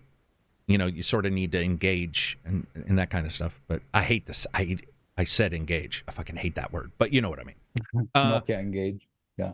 Oh man, Nokia Engage, only game with I think the only system in the world with a Rifts game on it. Flexamecha says Xbox Live in the 360 days was a Wild West.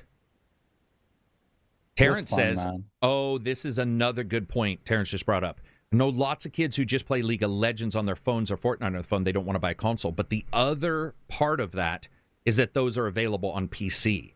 And so the big popular games on PC that are free are a huge enticer. Huge. Dude, Denovan in our chat, I know him in real life. He's got 2 or 3 kids, and he's got them all PCs. They're in the room so he can see what they're doing, making because they're young.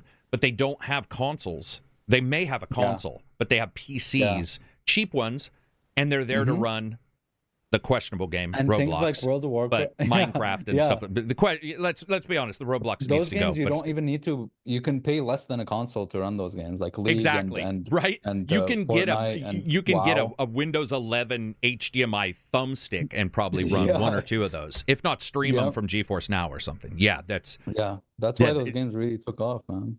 Yeah, I mean, Fortnite alone, I mean, I know it's on console, but I'm just saying that the social part and all that kind of stuff is just, I think people jump into they see the PC Fortnite stuff. Fortnite is a big thing as well. Like I see with kids, like my brother's friends and stuff. It's like they started on the Switch. It's like, oh, I really enjoying Fortnite, and it's like, oh, I'm gonna play on PlayStation, and now they're like, oh my god, I want to play on PC now. Yeah, so that's also causing them to change. Yeah, I mean, I could be wrong on that. I am wrong. But I'm going to say it anyway. The consoles now are expensive enough that the delta between a low-level PC and the console is close enough I can see a parent deciding the utility of a PC makes more sense than school and stuff too. Yeah. Yeah, well, true. Yeah, because when a kid gets old enough to play on a PC, they're probably, at the age to where they can work that. They're probably doing schoolwork. It makes sense. I could imagine now school, like you would need a laptop for school now, right? I would imagine you need a laptop. I think our schools have computers for all the kids. Yeah.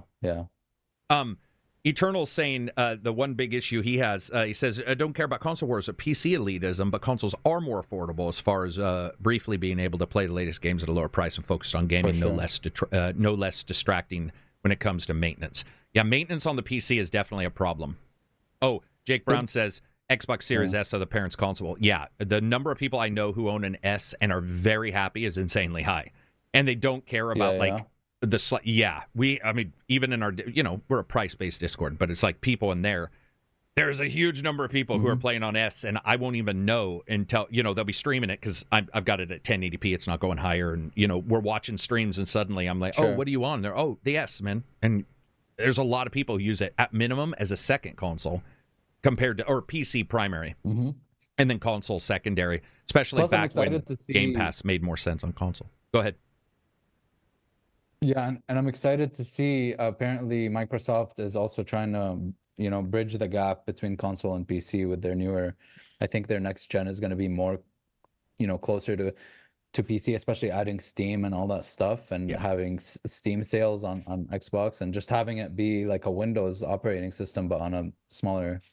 I'm just going to say the honest truth, man. Cool. I love PlayStation games. I love Nintendo games. TurboGrafx 16. I've grown up with all of them. Same. Xbox. But it does make... when Microsoft has made some steps that aren't necessarily happy for people, aren't necessarily like the loved ones. But when I look at what steps they're making, and then I start looking at where, like, these surveys, these huge reports about everything is going, I'm like, I do start to understand...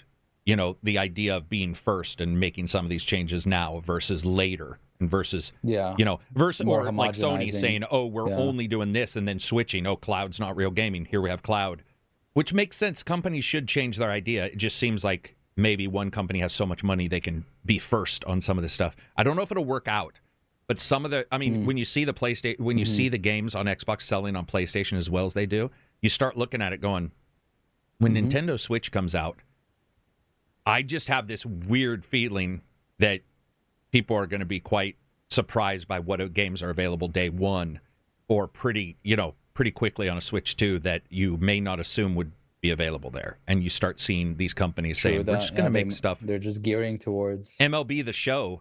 is a Sony develop, and that's on Xbox. It's like, there's testing going gearing on. Towards multi-platform before the Switch 2 coming out is very suspect. That's a pretty smart move, because that's a really smart, like, it does make sense, and even Nintendo delayed their little direct thing for that podcast. At least that was the big story about it, was that they, which makes sense. Like, there's certain things I think that are going on that you're just going to see a lot more. What would the term be? Consolidate? Maybe not consolidation. The new systems being Windows more like or whatever, that's fine. I just don't want to see Windows start menu on my Xbox.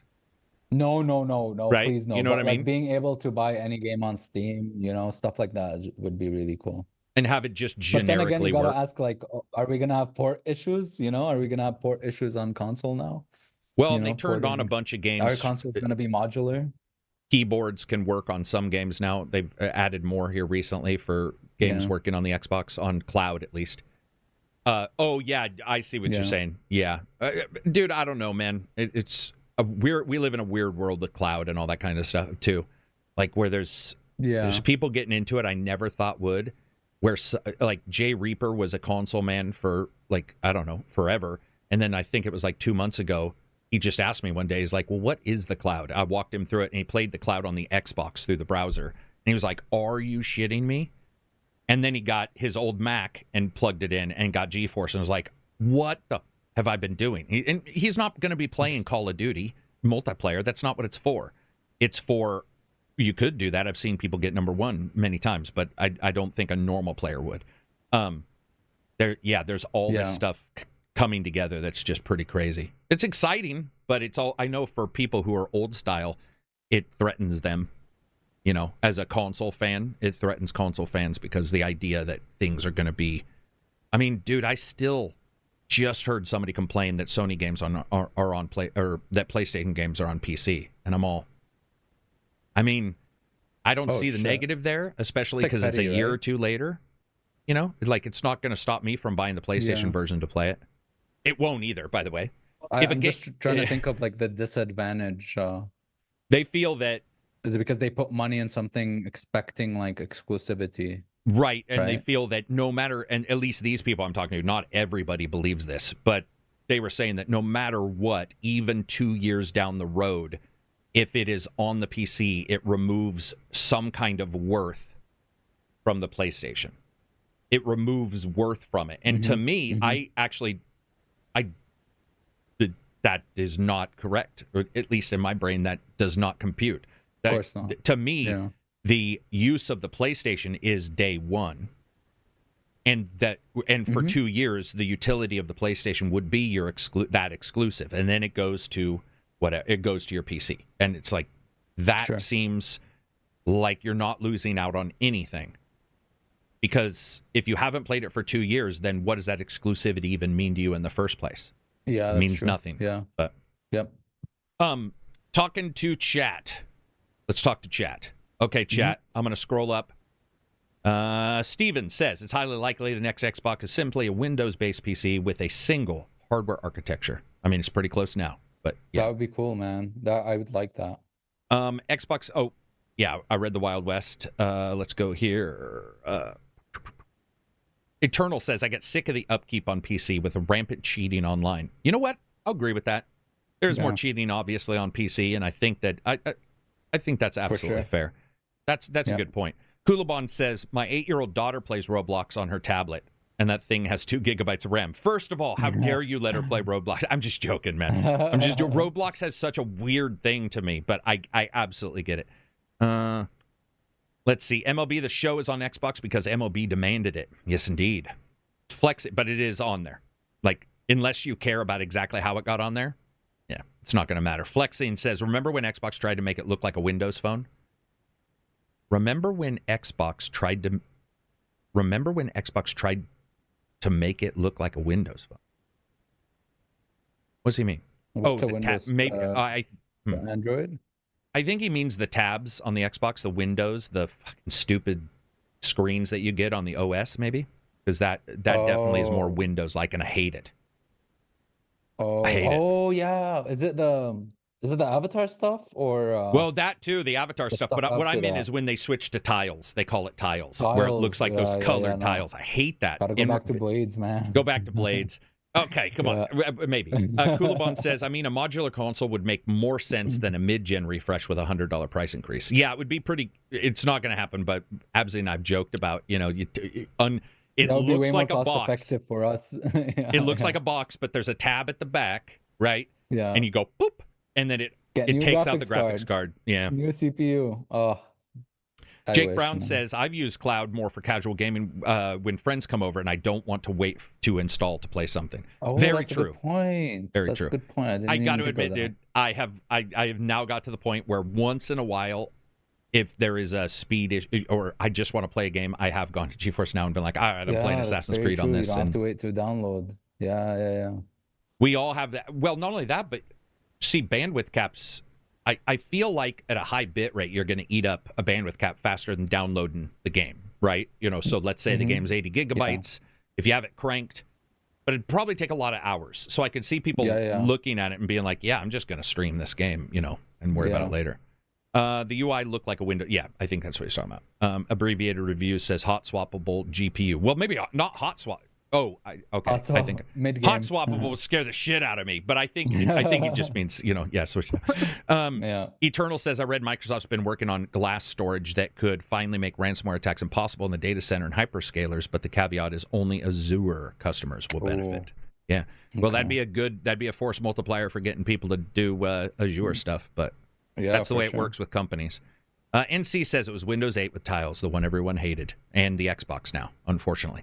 Cantankerous says, I use xCloud on the Series X for my weekend co-op gaming sessions with wife and friends.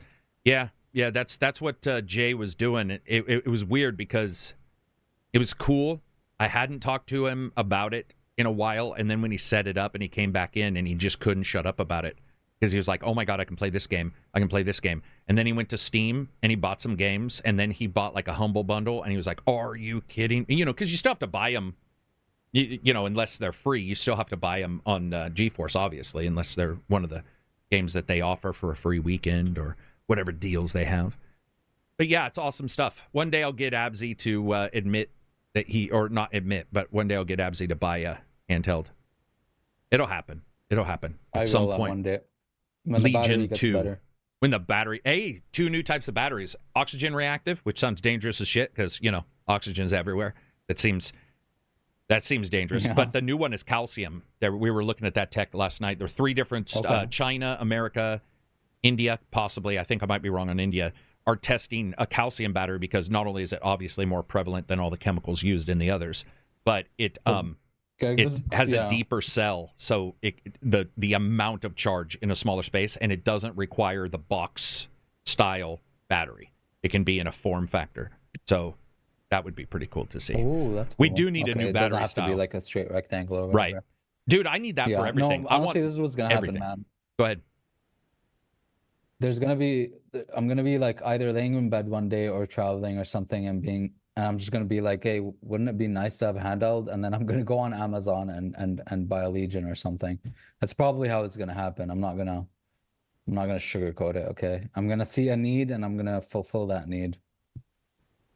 I'll make you think there's a need. I'll be like a company. I'm just joking. Cantankerous says, I don't want to spend... because you always go like, hey, I'm laying down in bed now playing on my handheld. And it always makes me go like, oh. But here's the thing, and I'll tell you straight up. You buy the Claw, you put the 360 controller on there, and you've got the same thing. So you don't need to buy a handheld. You can, if we're talking streaming games, you can stream from your PC or GeForce, whatever, onto a $15 Claw, and your already owned controller, and be just as comfortable and not have to worry about updates. Tech excites me, I know, it excites me too. Cantanker says, I don't want to spend the extra use GeForce Now. Isn't it like $45 for 3 months along with having to buy games? There's 4 levels to GeForce Now, including a free one, but you have to wait for queues. But yeah, you'd have to go check. But yeah, well worth it, at least for me. But there are different levels. I think Jay, in fact, did a free level at first. It's like you can do an hour at 1080p or something, which isn't bad when you're doing a streaming game. You can do 4K later if you buy it. Let's see. Consoles used to be the only way to access 3D gaming. I mean, yeah. What? I don't know what that means. Consoles used to be the only way to access 3D gaming. Before, Eternal says, "I'm." Oh, go ahead. No, what we said. Was there a PC always? I mean, yeah, I felt like PC always. They had wanted that, to bring an arcade to the homes, so they made home consoles because people didn't want to go to. Oh, he just says the easiest way, and that's right. Yeah, oh, the easiest way, not the only. Yeah, okay. Yeah. Soulskeeper says, "What makes you like the Legion more compared to the Steam Deck?" Its build quality is way better. Its build quality is weirdly good for a handheld. I like the larger screen. Probably one of the biggest parts is the larger screen. Better performance, right? Yeah, it's got better performance at some reses because you have to, like that APU, you have to sort of make caveats for the. But you can also, it's Windows, so you can run any Windows, so lossless. All these kind of weird little programs I like to run to improve things, and then mods, all that kind of stuff you can run, download and run through there. You can do a lot of that on Steam Deck, which is nice. But on Steam, I have this whole category, the Indie Delights category, and even some of the roguelike, which I just don't play on my desktop because I sit on here and I'm like, I want to play something crazy, like graphically, like Horizon or whatever. Mm-hmm. So I do. There are a lot of games that would benefit from me having a handheld. I'd play all these, 2D games and shit. Yeah, I think like everything, the console fits a demographic right now that might be shrinking or not growing. PC fits a demographic, and the Windows devices. I would say for me, the Windows devices versus my Steam Deck, there's no comparison. But also, I think with the Windows devices, one of the things that I do like is because I do want to run extra programs. I do want to do particular things on it. And the Steam Deck has done huge steps, huge leaps in what you can do on it. But for a long time, there was many things I wanted to do you just couldn't do. They weren't compatible or what have you. The OLED screen is a weird one, man, because if I'm playing in a dark room, the OLED's going to matter more. I never play in a dark room. And so I do want a slightly brighter screen. And there's something going on with some of these screens that are pretty phenomenal, like a bonus to these screens that's blown me away. For example, the G Cloud screen is phenomenal for non-OLED. Like, it blows me away. Legion's really nice and bright, but I still think that screen's a little bit better. But it's also a little bit tinier, and you know how that works. It's like sometimes just the size difference can make it look different. But OLED, one thing I like about OLEDs is the battery. It seems like they're less, they don't take as much battery. And that's the true. Big thing. It all comes back to battery. If you have a more performance system, great. But if you still have a battery to worry about, if you there's that kind. Even more with Steam Deck, performance means less time to play. Yeah. Right? And you want exactly. And I do charge it while I'm playing on my, with a battery pack or what have you. I charge it while playing. I charge the Steam Deck. Those kind of things, I just want to go away. I want them to fix the battery tech for all these devices, and I don't know where that is yet. Like, it would be nice, the bigger the battery, the more it weighs, and you're holding it. And then if you want to play it, because let's say the better they get graphically, the better the screens get, the better the RAM gets, the better the APUs get, you're still holding a device in your hand. And then if you want to play it longer because it's better, then it's more uncomfortable if it weighs more. So there's this thing, you're literally, the positive is where you're aiming the negative. It's like you cannot get out of that negative. That's why, dude, for a small amount of time, the Switch was my favorite. It was so light. And the Satisfy controllers, not the Joy-Cons. See, that's the other thing. None of these are perfect. But when you got the Satisfy controllers, I remember just being like, are you shitting me? It's so comfortable. It was nice, super light. Like, that's the difference between the Legion and the Switch. The Switch is like that thin, and the Legion's a chonky boy. Like, do I notice it now? No, but when you first get it, you're like, oh. Let's see. What else do we have here? The handhelds are really good for 360 era games in the backlog. They still look good, but are still old enough to run. Yeah, I've done a lot of different stuff on those. Been nice to play the older games. Steve says you can install Windows on the Steam Deck and then do anything. That's pretty convoluted. Yeah, I think that's I would definitely not get a ROG. I would wait. ROG Ally 2 is coming. Would in no way, shape, or form suggest the ROG, especially because even now they're talking about some kind of, you'll have to go look at their at the websites and the news, but I think they're even offering some people money or something. Amudski was telling me some weird thing because of the burned up SD card bullshit. I would not mess with a ROG no matter what. That was a dude, I bought an Asus device and I should have known.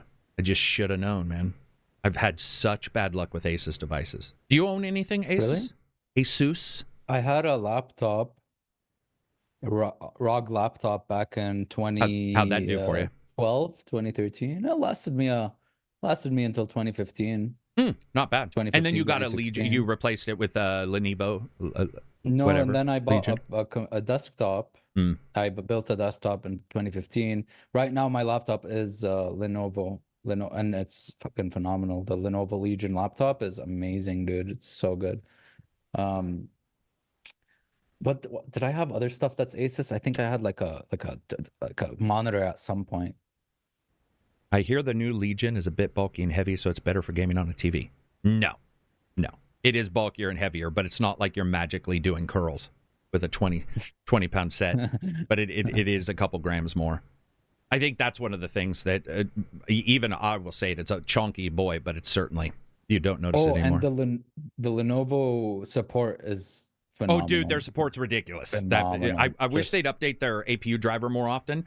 But yeah, the fucking, you can sideload if you want. I don't like that because that's one more convoluted step. But their support is pretty phenomenal. Yeah, it's especially compared to like Asus. I have a dude that's like literally just helping me out. He's just helping Abzi. He's just always like, there, man. You call in and he's just sitting back. He's like, "Sup, Abzi? What are you doing? Hey, man, did you enjoy Horizon?" You're like, "I did, but I gotta look." Yeah, it's awesome. I had issues with my initial laptop, and they tried replacing stuff, and then when all else failed, they just replaced the whole laptop, and it was just so easy. Yeah, I think that would be the other thing I'd love to see is improvements there on the customer service for everybody to have a minimum, including Sony with returns, which has always been a sort of their dark spot is their customer service. No. It'd be nice to get these, stepped up. But because I'm a bigger dude, I can hold the Legion. No, it's not. My wife plays Legion all the time. She's like 105 pounds. That would be awesome though. If I'm like, "Hey, Abzi, I'm going to play the Legion, a rock back." Ooh. A gaming console made for beefcakes. It's just the Xbox Series X with a with the LCD on it, and I'm holding it going, this thing is wonderful. Buttons everywhere. To move on from all of that tech talk for a bit, anything amazing been going on in life in general? Anything you're excited about? Shows, movies, books, music, tech? Analog stuff. I got a chess set. Got gifted a chess set, which is pretty phenomenal. Yeah, Lord of the Rings. Man, my grandpa used to gift me chess sets, man. I miss those. I love looking at it and pretending I'm still good at chess. That's as far as I get. So it's set up, and I'm like, dude, I remember when I was really good at chess, and then I walk away from it. But it looks sweet, man. Yeah, sweet. I love like actual analog, just full on. I don't, it's way better than playing online. Like, oh my god, this one, Monopolies Greek Archers. No, not this one. I'm looking for Lord of the Rings chess sets. Oh wow, this one looks insane. This was hand carved. Oh my goodness. Yeah, pretty sweet. And then really, really cool. We played board games this last weekend. We didn't do Icarus, which is like one of my favorites, but we did one called not Uncharted, something. It's basically like a generic battle game where you go against a raid boss kind of stuff. Board game. Okay. So you're all working together. I've seen a lot of board games are like PvE. How does that work? PvE usually means they take very specific steps, and I'll explain it to you. Closest player gets attacked. Closest player that's missing, or closest player that's ranged gets attacked first. There's like almost steps. So there's still like a competitive aspect between players, or there can be. Yeah, most of them will have a point system. So at the end, you can say I won. Oh, that's the other one we played. It's a Wonderful World, and it's what's called it's a draft game. So every single turn, everybody goes at the same time, and you're trying to build a star civilization. Ooh, and whatever card you put down gets you like points in tech or building, and then whoever has the most at the end. You count up, and you have what's crazy is they do these crazy multipliers. So every card is like a magic card. So it'll have an icon at the lower right, and it'll say times this. So when you win, or when you get done after 6 turns, nobody wins during the 6 turns. You win at the end. And so you build your Star Empire, and then when you're done, everybody has these cards. You separate, start counting it up, and it's pretty cool because you'll think I thought I won each time. I mean, I thought I kicked ass, and I did during the game. I was doing great. But then when we did the multipliers, I was by far the lowest, ridiculously low. I think I had like 58 points, and the next in line was like 128. I'd played like completely wrong. But it was cool because everybody gets to go at the same time, and you can play alone and not look at what everybody's doing. Or you can play and look. And obviously, they were looking, and I wasn't. I was playing to my hand, and and I'm fictional, so I'm like, okay, I'm the Aztec spacefarers. I'm going to build Aztec-looking stuff like blah, blah, blah. And they were doing the proper shit. Yeah, so when we got done, I was like, yeah, man, I got a crazy They were cool... playing the numbers game. Dude, it was bad. I mean, ruinous how horribly I scored, but it was awesome. It was easy enough that every single person could get it, and it's fast. It was like 7 turns was everybody just playing one card, doing building, and there's some arguments over stuff because it's a smaller board and we have a lot of people. So one person was having to give pieces to the other person all the time. And it always starts out with everybody nice. Everybody's highly caffeinated. Everybody's fed. So the first hour, sure, what do you need? Blah, blah, blah, sure. And then after a while, they're trying to do their own game, and they get mixed up because they're handing items to the other player. And then they're like, wait, did I do my step yet? And so you get that thing where it's like it got tense at the end where people are like, okay, I just need to concentrate, because they want to win. Yeah. And that was more of a table size thing, but that game was awesome. It doesn't beat Icarus. Icarus is probably my favorite board game I've ever played. Is Icarus the same one that there's a video game of? No. Icarus is one where it's a little bit role-playing, but you build everybody chooses what they want to do. You basically build your empire. So like our first empire was an ancient Aztec empire with a giant guardian that would circle it to protect them, but we were and we make all this up. We decided we were being invaded by seafarer races. So what you do is it's all about the fall of a civilization. So you take like 10 steps to build it. What's your race? What's one unique thing? What's one horrible flaw? So we were like blood sacrifices was a horrible flaw, and we were running out of slaves, or we were running out of whatever we were using for blood sacrifices. Then everybody takes on a role like governor, sheriff, blah blah blah, and then you all put a goal out, but there's always not enough dice. Everybody has a dice, and you vote for what you want to pass, and you can sort of role play that. But every time it comes to your goal, you roll whatever dice are on your card, and if you don't get building, if you don't succeed, you put a dice on another dice and then another dice, so you get a dice tower. And so whenever the dice tower falls is when your civilization falls. So you put one dice down. So you're trying to make sure you don't put a bunch of dice up and that your dice are good when it's your turn to roll dice. So they don't topple over. So they don't topple over. And so you'll have people change, and then somebody may have a card that says you're actually the bad guy and you're trying to ruin somebody else, and they so they'll vote for other things, but you're like, but you're the sheriff. Why wouldn't you want this law to pass? That's cool. But it's very narrative driven. But what's weird is every single person got into it, and I have people who are not RPG fans. They're not fans of D&D or anything. But even the the example race that this other group did on YouTube was a manta ray with an air gravity bubble around them, and the back of the manta ray had geysers of oxygen, so that's how they lived on the back of this space going, and it was traveling between planets. And their weakness was like meteorites that would hit them because they were traveling fast. And just weird shit because you can make anything really cool. up. It's awesome. That's like Stellaris in a way. Yeah, but it's the role-playing part of it. Yeah, it was it was really enjoyable to play. You don't get a chance to do board games, though, do you? Man, I really want to. I'm trying to find... There are a lot of groups that do them. And I was starting a group back in Canada. My friend owned like a bunch of them, and he had like Gloomhaven and a bunch of others, and there was one we were about to play, which was like a sci-fi horror survival one, which I was very excited for, but it never panned out because it was, I don't know, I feel like these things fall apart a lot where people are like, okay, we have a date and time, but something came up. Yep.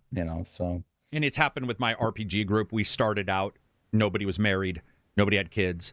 Denovan, I've known for 25 years, Cadiz for longer, and you get that thing where you put it all together, your plan is together, and then, I have a sick dog or whatever, and it's the entire plan. But for example, he has kids come over every other weekend. He has shared custody. And so, and then his wife has her kids that come over on opposite ones. I can't remember, but it's this weird thing. So you have like one weekend, and then I'm like, well, I don't want to take their one weekend, their one weekend that they might be alone and be able to do stuff. But we'll plan it, and COVID came up, and that ruined it for like 3 months. But I will tell you, it's worth it, man. Like, there's something about getting a group together. The only thing is arguments. We don't have very many, but the competitive element you were talking about, I actually don't love competitive elements in my board games that are direct. If they're passive, like the points, narrative. I'm fine. Their narrative, I'm fine. I don't like it because no matter how somebody says they aren't competitive, the most competitive people are the people who say they aren't.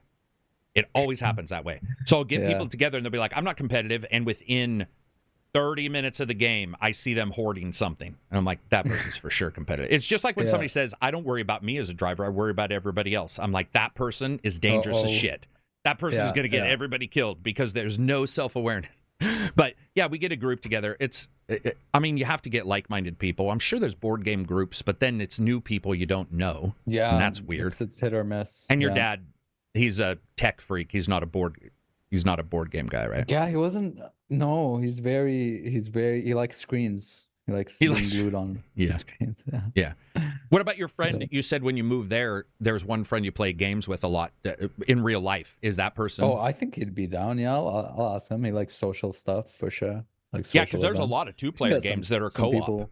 I mean, the World of Warcraft one has raid bosses, that you don't even have to play. You build your World of Warcraft character, I can get then you go get group, raid like boss. 4 people going for sure. I think I can convince them. I think it'll be cool.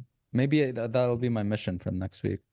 Let's see. T-Monk says the only time it was kind of easy for my group was right after quarantine because everybody was happy for social interaction. That lasted 6 months and then back to the norm. Yeah. I feel that. I definitely feel it, even for me, where I'm like, man, it's great to see everybody. All right. Well, thanks for coming. Bye-bye. No, I never want to send them out, but I definitely get the point of, celebrating getting to see people and then it going away. What else do we have? Any other stuff? Music you've been listening to? Music? I've been listening to a lot of Fallout radio. I have a whole playlist of 570 songs or something, and it's all Fallout. How the hell did you say Fallout inspired and get all the Fallout inspired music? Or there's like a I can send you the playlist. It's playlist you mean the Fallout radio playlist, the one on YouTube? Okay, gotcha. Yeah, and I've just been and so I got like this big guy, CEO from another company, you know what I mean? We're trying to talk about like starting something and talking about like business stuff. And, he's older, obviously much older and stuff. And so I'm like, highbrow, have like 50s music playing and shit. And it's like, this is the music I like. So it was like, oh, very impressive. And he was like jamming to it and stuff. And who was this? Your dad? Taking him. No. It's a CEO from another company. Your business. I gotcha. Okay. Yeah, I took him from like another business that I was taking him to lunch and stuff. So, and I was just like playing 50s music and shit. So, but yeah, that's what I've been listening to a lot. I've been addicted to it. Bingo, bango, bango. No. They've been stuck in my head a lot. Man, I never would have thought I liked that music. I mean, I don't necessarily love it. I like Fallout-inspired stuff with the darker wording, where they're talking about radiation or whatever. I like those, but yeah. I still find myself jumping on mega projects and stuff, side projects. They're 2 YouTube channels run by the same guy, and all it is like, here's 7 mysteries or whatever. I do that on YouTube. But on YouTube music, I just don't do a lot of YouTube music. I don't listen. I have to see the video. I don't know why. But music on YouTube, when it's just, I like the laid back, ambient music on YouTube. But if I hear like a song, I find myself always searching for the video version, the visual part. Oh, interesting. Yeah, I don't. It's very difficult for me to not have the video of something. I like music, YouTube Music, like the app or the website is my favorite out of Spotify, out of all of them. It's my go-to. I like Dude, I haven't opened Spotify other than to upload the podcast in ever. I mean, I don't even know if I've ever used it for anything. Joe Rogan, even, I was trying to use the YouTube site and I was trying to like get YouTube uploads of it. I don't know what it is about Spotify's setup, but I swear to God, I always had issues. It just never seemed to be exactly what I wanted. Yeah, I stick with YouTube. Think YouTube Music. Premium is a good service overall. I'm not a shell or anything. Just kind of preface this, but for me, well, I can watch videos without having it up on my phone, for example, so I can listen to stuff while I'm working out. Blah blah blah. I can, no ads, and it gives me music, YouTube Music. So that's basically like Spotify. So it has all these things, and I guess when I watch videos with it, it supports. I don't know if it supports. Oh, I'm sure it does. I'm sure it does the YouTube Premium or something, the support there. Yeah. With YouTube Music, what I'll do is turn on like the 10-hour, it'll be like 10-hour ambient music, because I'll usually be at that time be doing some other work or something like that. But I definitely like, I like that YouTube offers Premium. I know it doesn't, I don't think it offers as much as an ad or what have you, but it for sure is supporting them if you're listening on YouTube Music. YouTube Premium. Do you know what I don't do, though? YouTube TV. Don't do it. It's expensive as shit, man. Have you seen the price for YouTube TV? It's like $79 a month. Like, what the fuck? Like movies and TV shows and stuff? Yeah, it's TV shows. It's like TV through. See, that's the thing. We went away from cable, and it's a straight. It is. Oh my God. But it's YouTube hyper expensive. Mm-hmm. Oh my God. YouTube. Well, there you go. I shouldn't even have said it. Jesus. But yeah, it's a disaster. Yeah, no, but I assume it helps because like there's ad revenue that YouTubers get. That's the main part of the revenue. And if you have YouTube Premium, you're not watching ads. So I assume they factor that in, like, oh, your viewer use YouTube Premium, we have to pay you in some way, right? Yeah, no, I see when I go into YouTube, when I go into videos, I'll see the payment for watch ads, I'll see the payment for super chats, and then I'll see the payment for YouTube Premium. It's definitely added in there. They're definitely getting some for it. Yeah, Premiums, I've owned Premium for a long time, but I one day was like, oh, I'm going to check out YouTube TV. And I don't remember if they were offering me a free version or whatever. I had it for a little bit. And I was like, yeah, it's got some streaming, it's got some TV shows. It's got a lot of channels. And then I looked at the price and I was like, what? It's just massive. I don't even know if I was getting a quarter out of it. I canceled it right away. I wasn't aware. Yeah. Let's see. People are talking about, is YouTube TV different from Premium? Yeah, it's YouTube TV. It's like YouTube TV. It's expensive as hell. Hulu and Amazon Prime are better. Hulu is... I have Prime. I have both, and I got to tell you, fucking Hulu will play ads even if you have Premium. You'll be like, dude, really? I paid the max amount, and it's like you'll be sitting there and you'll be like, why is an ad running? And they've got, you know how it is. They always do that thing where they try to raise it. Like Amazon Prime was all, if you now want no ads, you have to pay a little bit more. It's like Tarkov, except they take baby steps. They take baby steps. Yeah. Well, with YouTube Premium as well, you can do family memberships and be like Raj and do it through India. So like all of you are paying like $1 a year or some shit. I don't know. There's some crazy workarounds. Reg cracks me up, man. Every time. That dude always has some damn guy's paying like 50 cents a month, man. Yeah. He's always got some workaround. And he has the money for it. That's what makes it I know. Funny. Well, that's why. One day I was joking about that with him. I'm like, I said something along those lines. I'm like, oh yeah, you that's why you've got the money for it or whatever. And he's like, no, I've got the money for it because I do all of those things. I don't think that's necessarily true, but I do. I mean, he is saving a boatload because he's always got some deal. I'll talk to him about, I don't even know anything. And he'll be, actually, I do it through this, like, and then I go over here. He probably still has Game Pass for like $50 a month or I wouldn't doubt it. Didn't Game Pass drop the thing now, too, that says you can't load up on the $1 anymore? I think they passed a thing that says you can only like load up more, up to a certain amount now. Because, dude, there were people with Game Pass for like 13 years. And it was just like, dude, I pay $1 for Game Pass. I don't think I play that much on it. I test games with it and then buy the game if I like it usually, but I have it. I would say with Game Pass I've definitely still bought games. Steam version sometimes, because I'm worried about the store. Sometimes. Yeah, the store is wishy-washy. Yeah. Currently, the store is telling me that I don't have premium on the same account that the app tells me I have premium, and it lets me buy premium again, even though it's the all premium ultimate. It's everything purchased through the website, in fact. But for whatever reason, I have this glitch that's always like, you don't have it. Yeah, YouTube TV offers its base plan for $72.99 per month. So first-time customers can get a promotional rate of $57. Yeah, I don't even know what it includes. I just thought the price was hilarious. Regardless, it may be absolutely worth it, but I was blown away by the price when it randomly popped up on my screen. I was like, I'm not doing that. But that's for US, maybe India. Maybe I should use a VPN and go through India, something like that. Yeah, you should. What else do we have before we wrap it up? There isn't much. The Starfield update. Talked about that. Talked about Tarkov.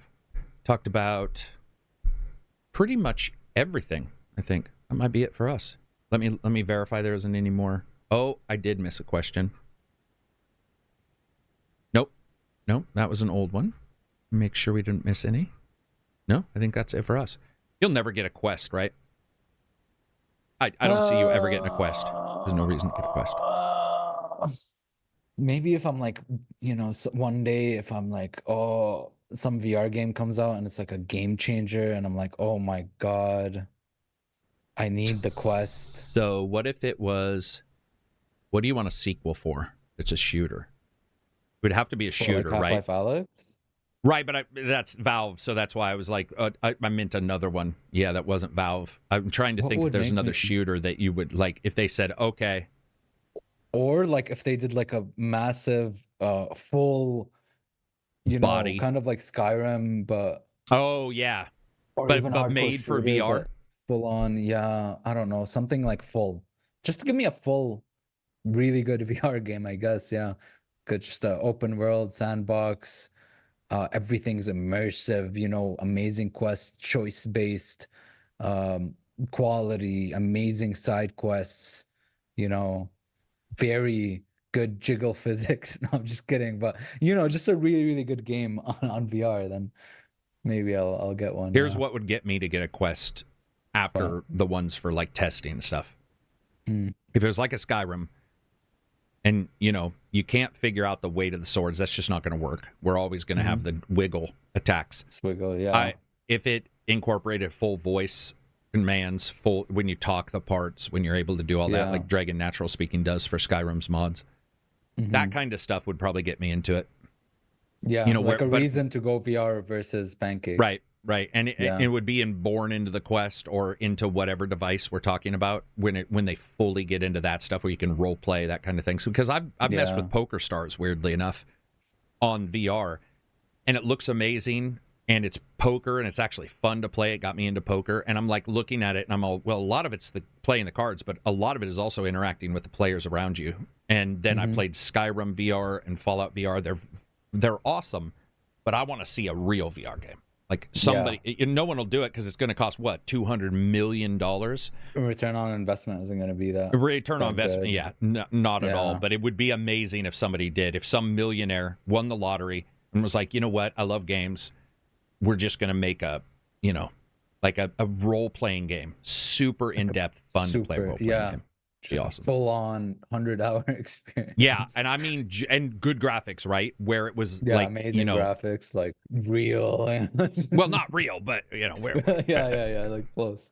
All right, everybody. Thank you very much for sitting through this with us. That was 3 hours, 36 minutes of the best gaming podcast on Wednesday. I mixed them together. West Gaming Podcast.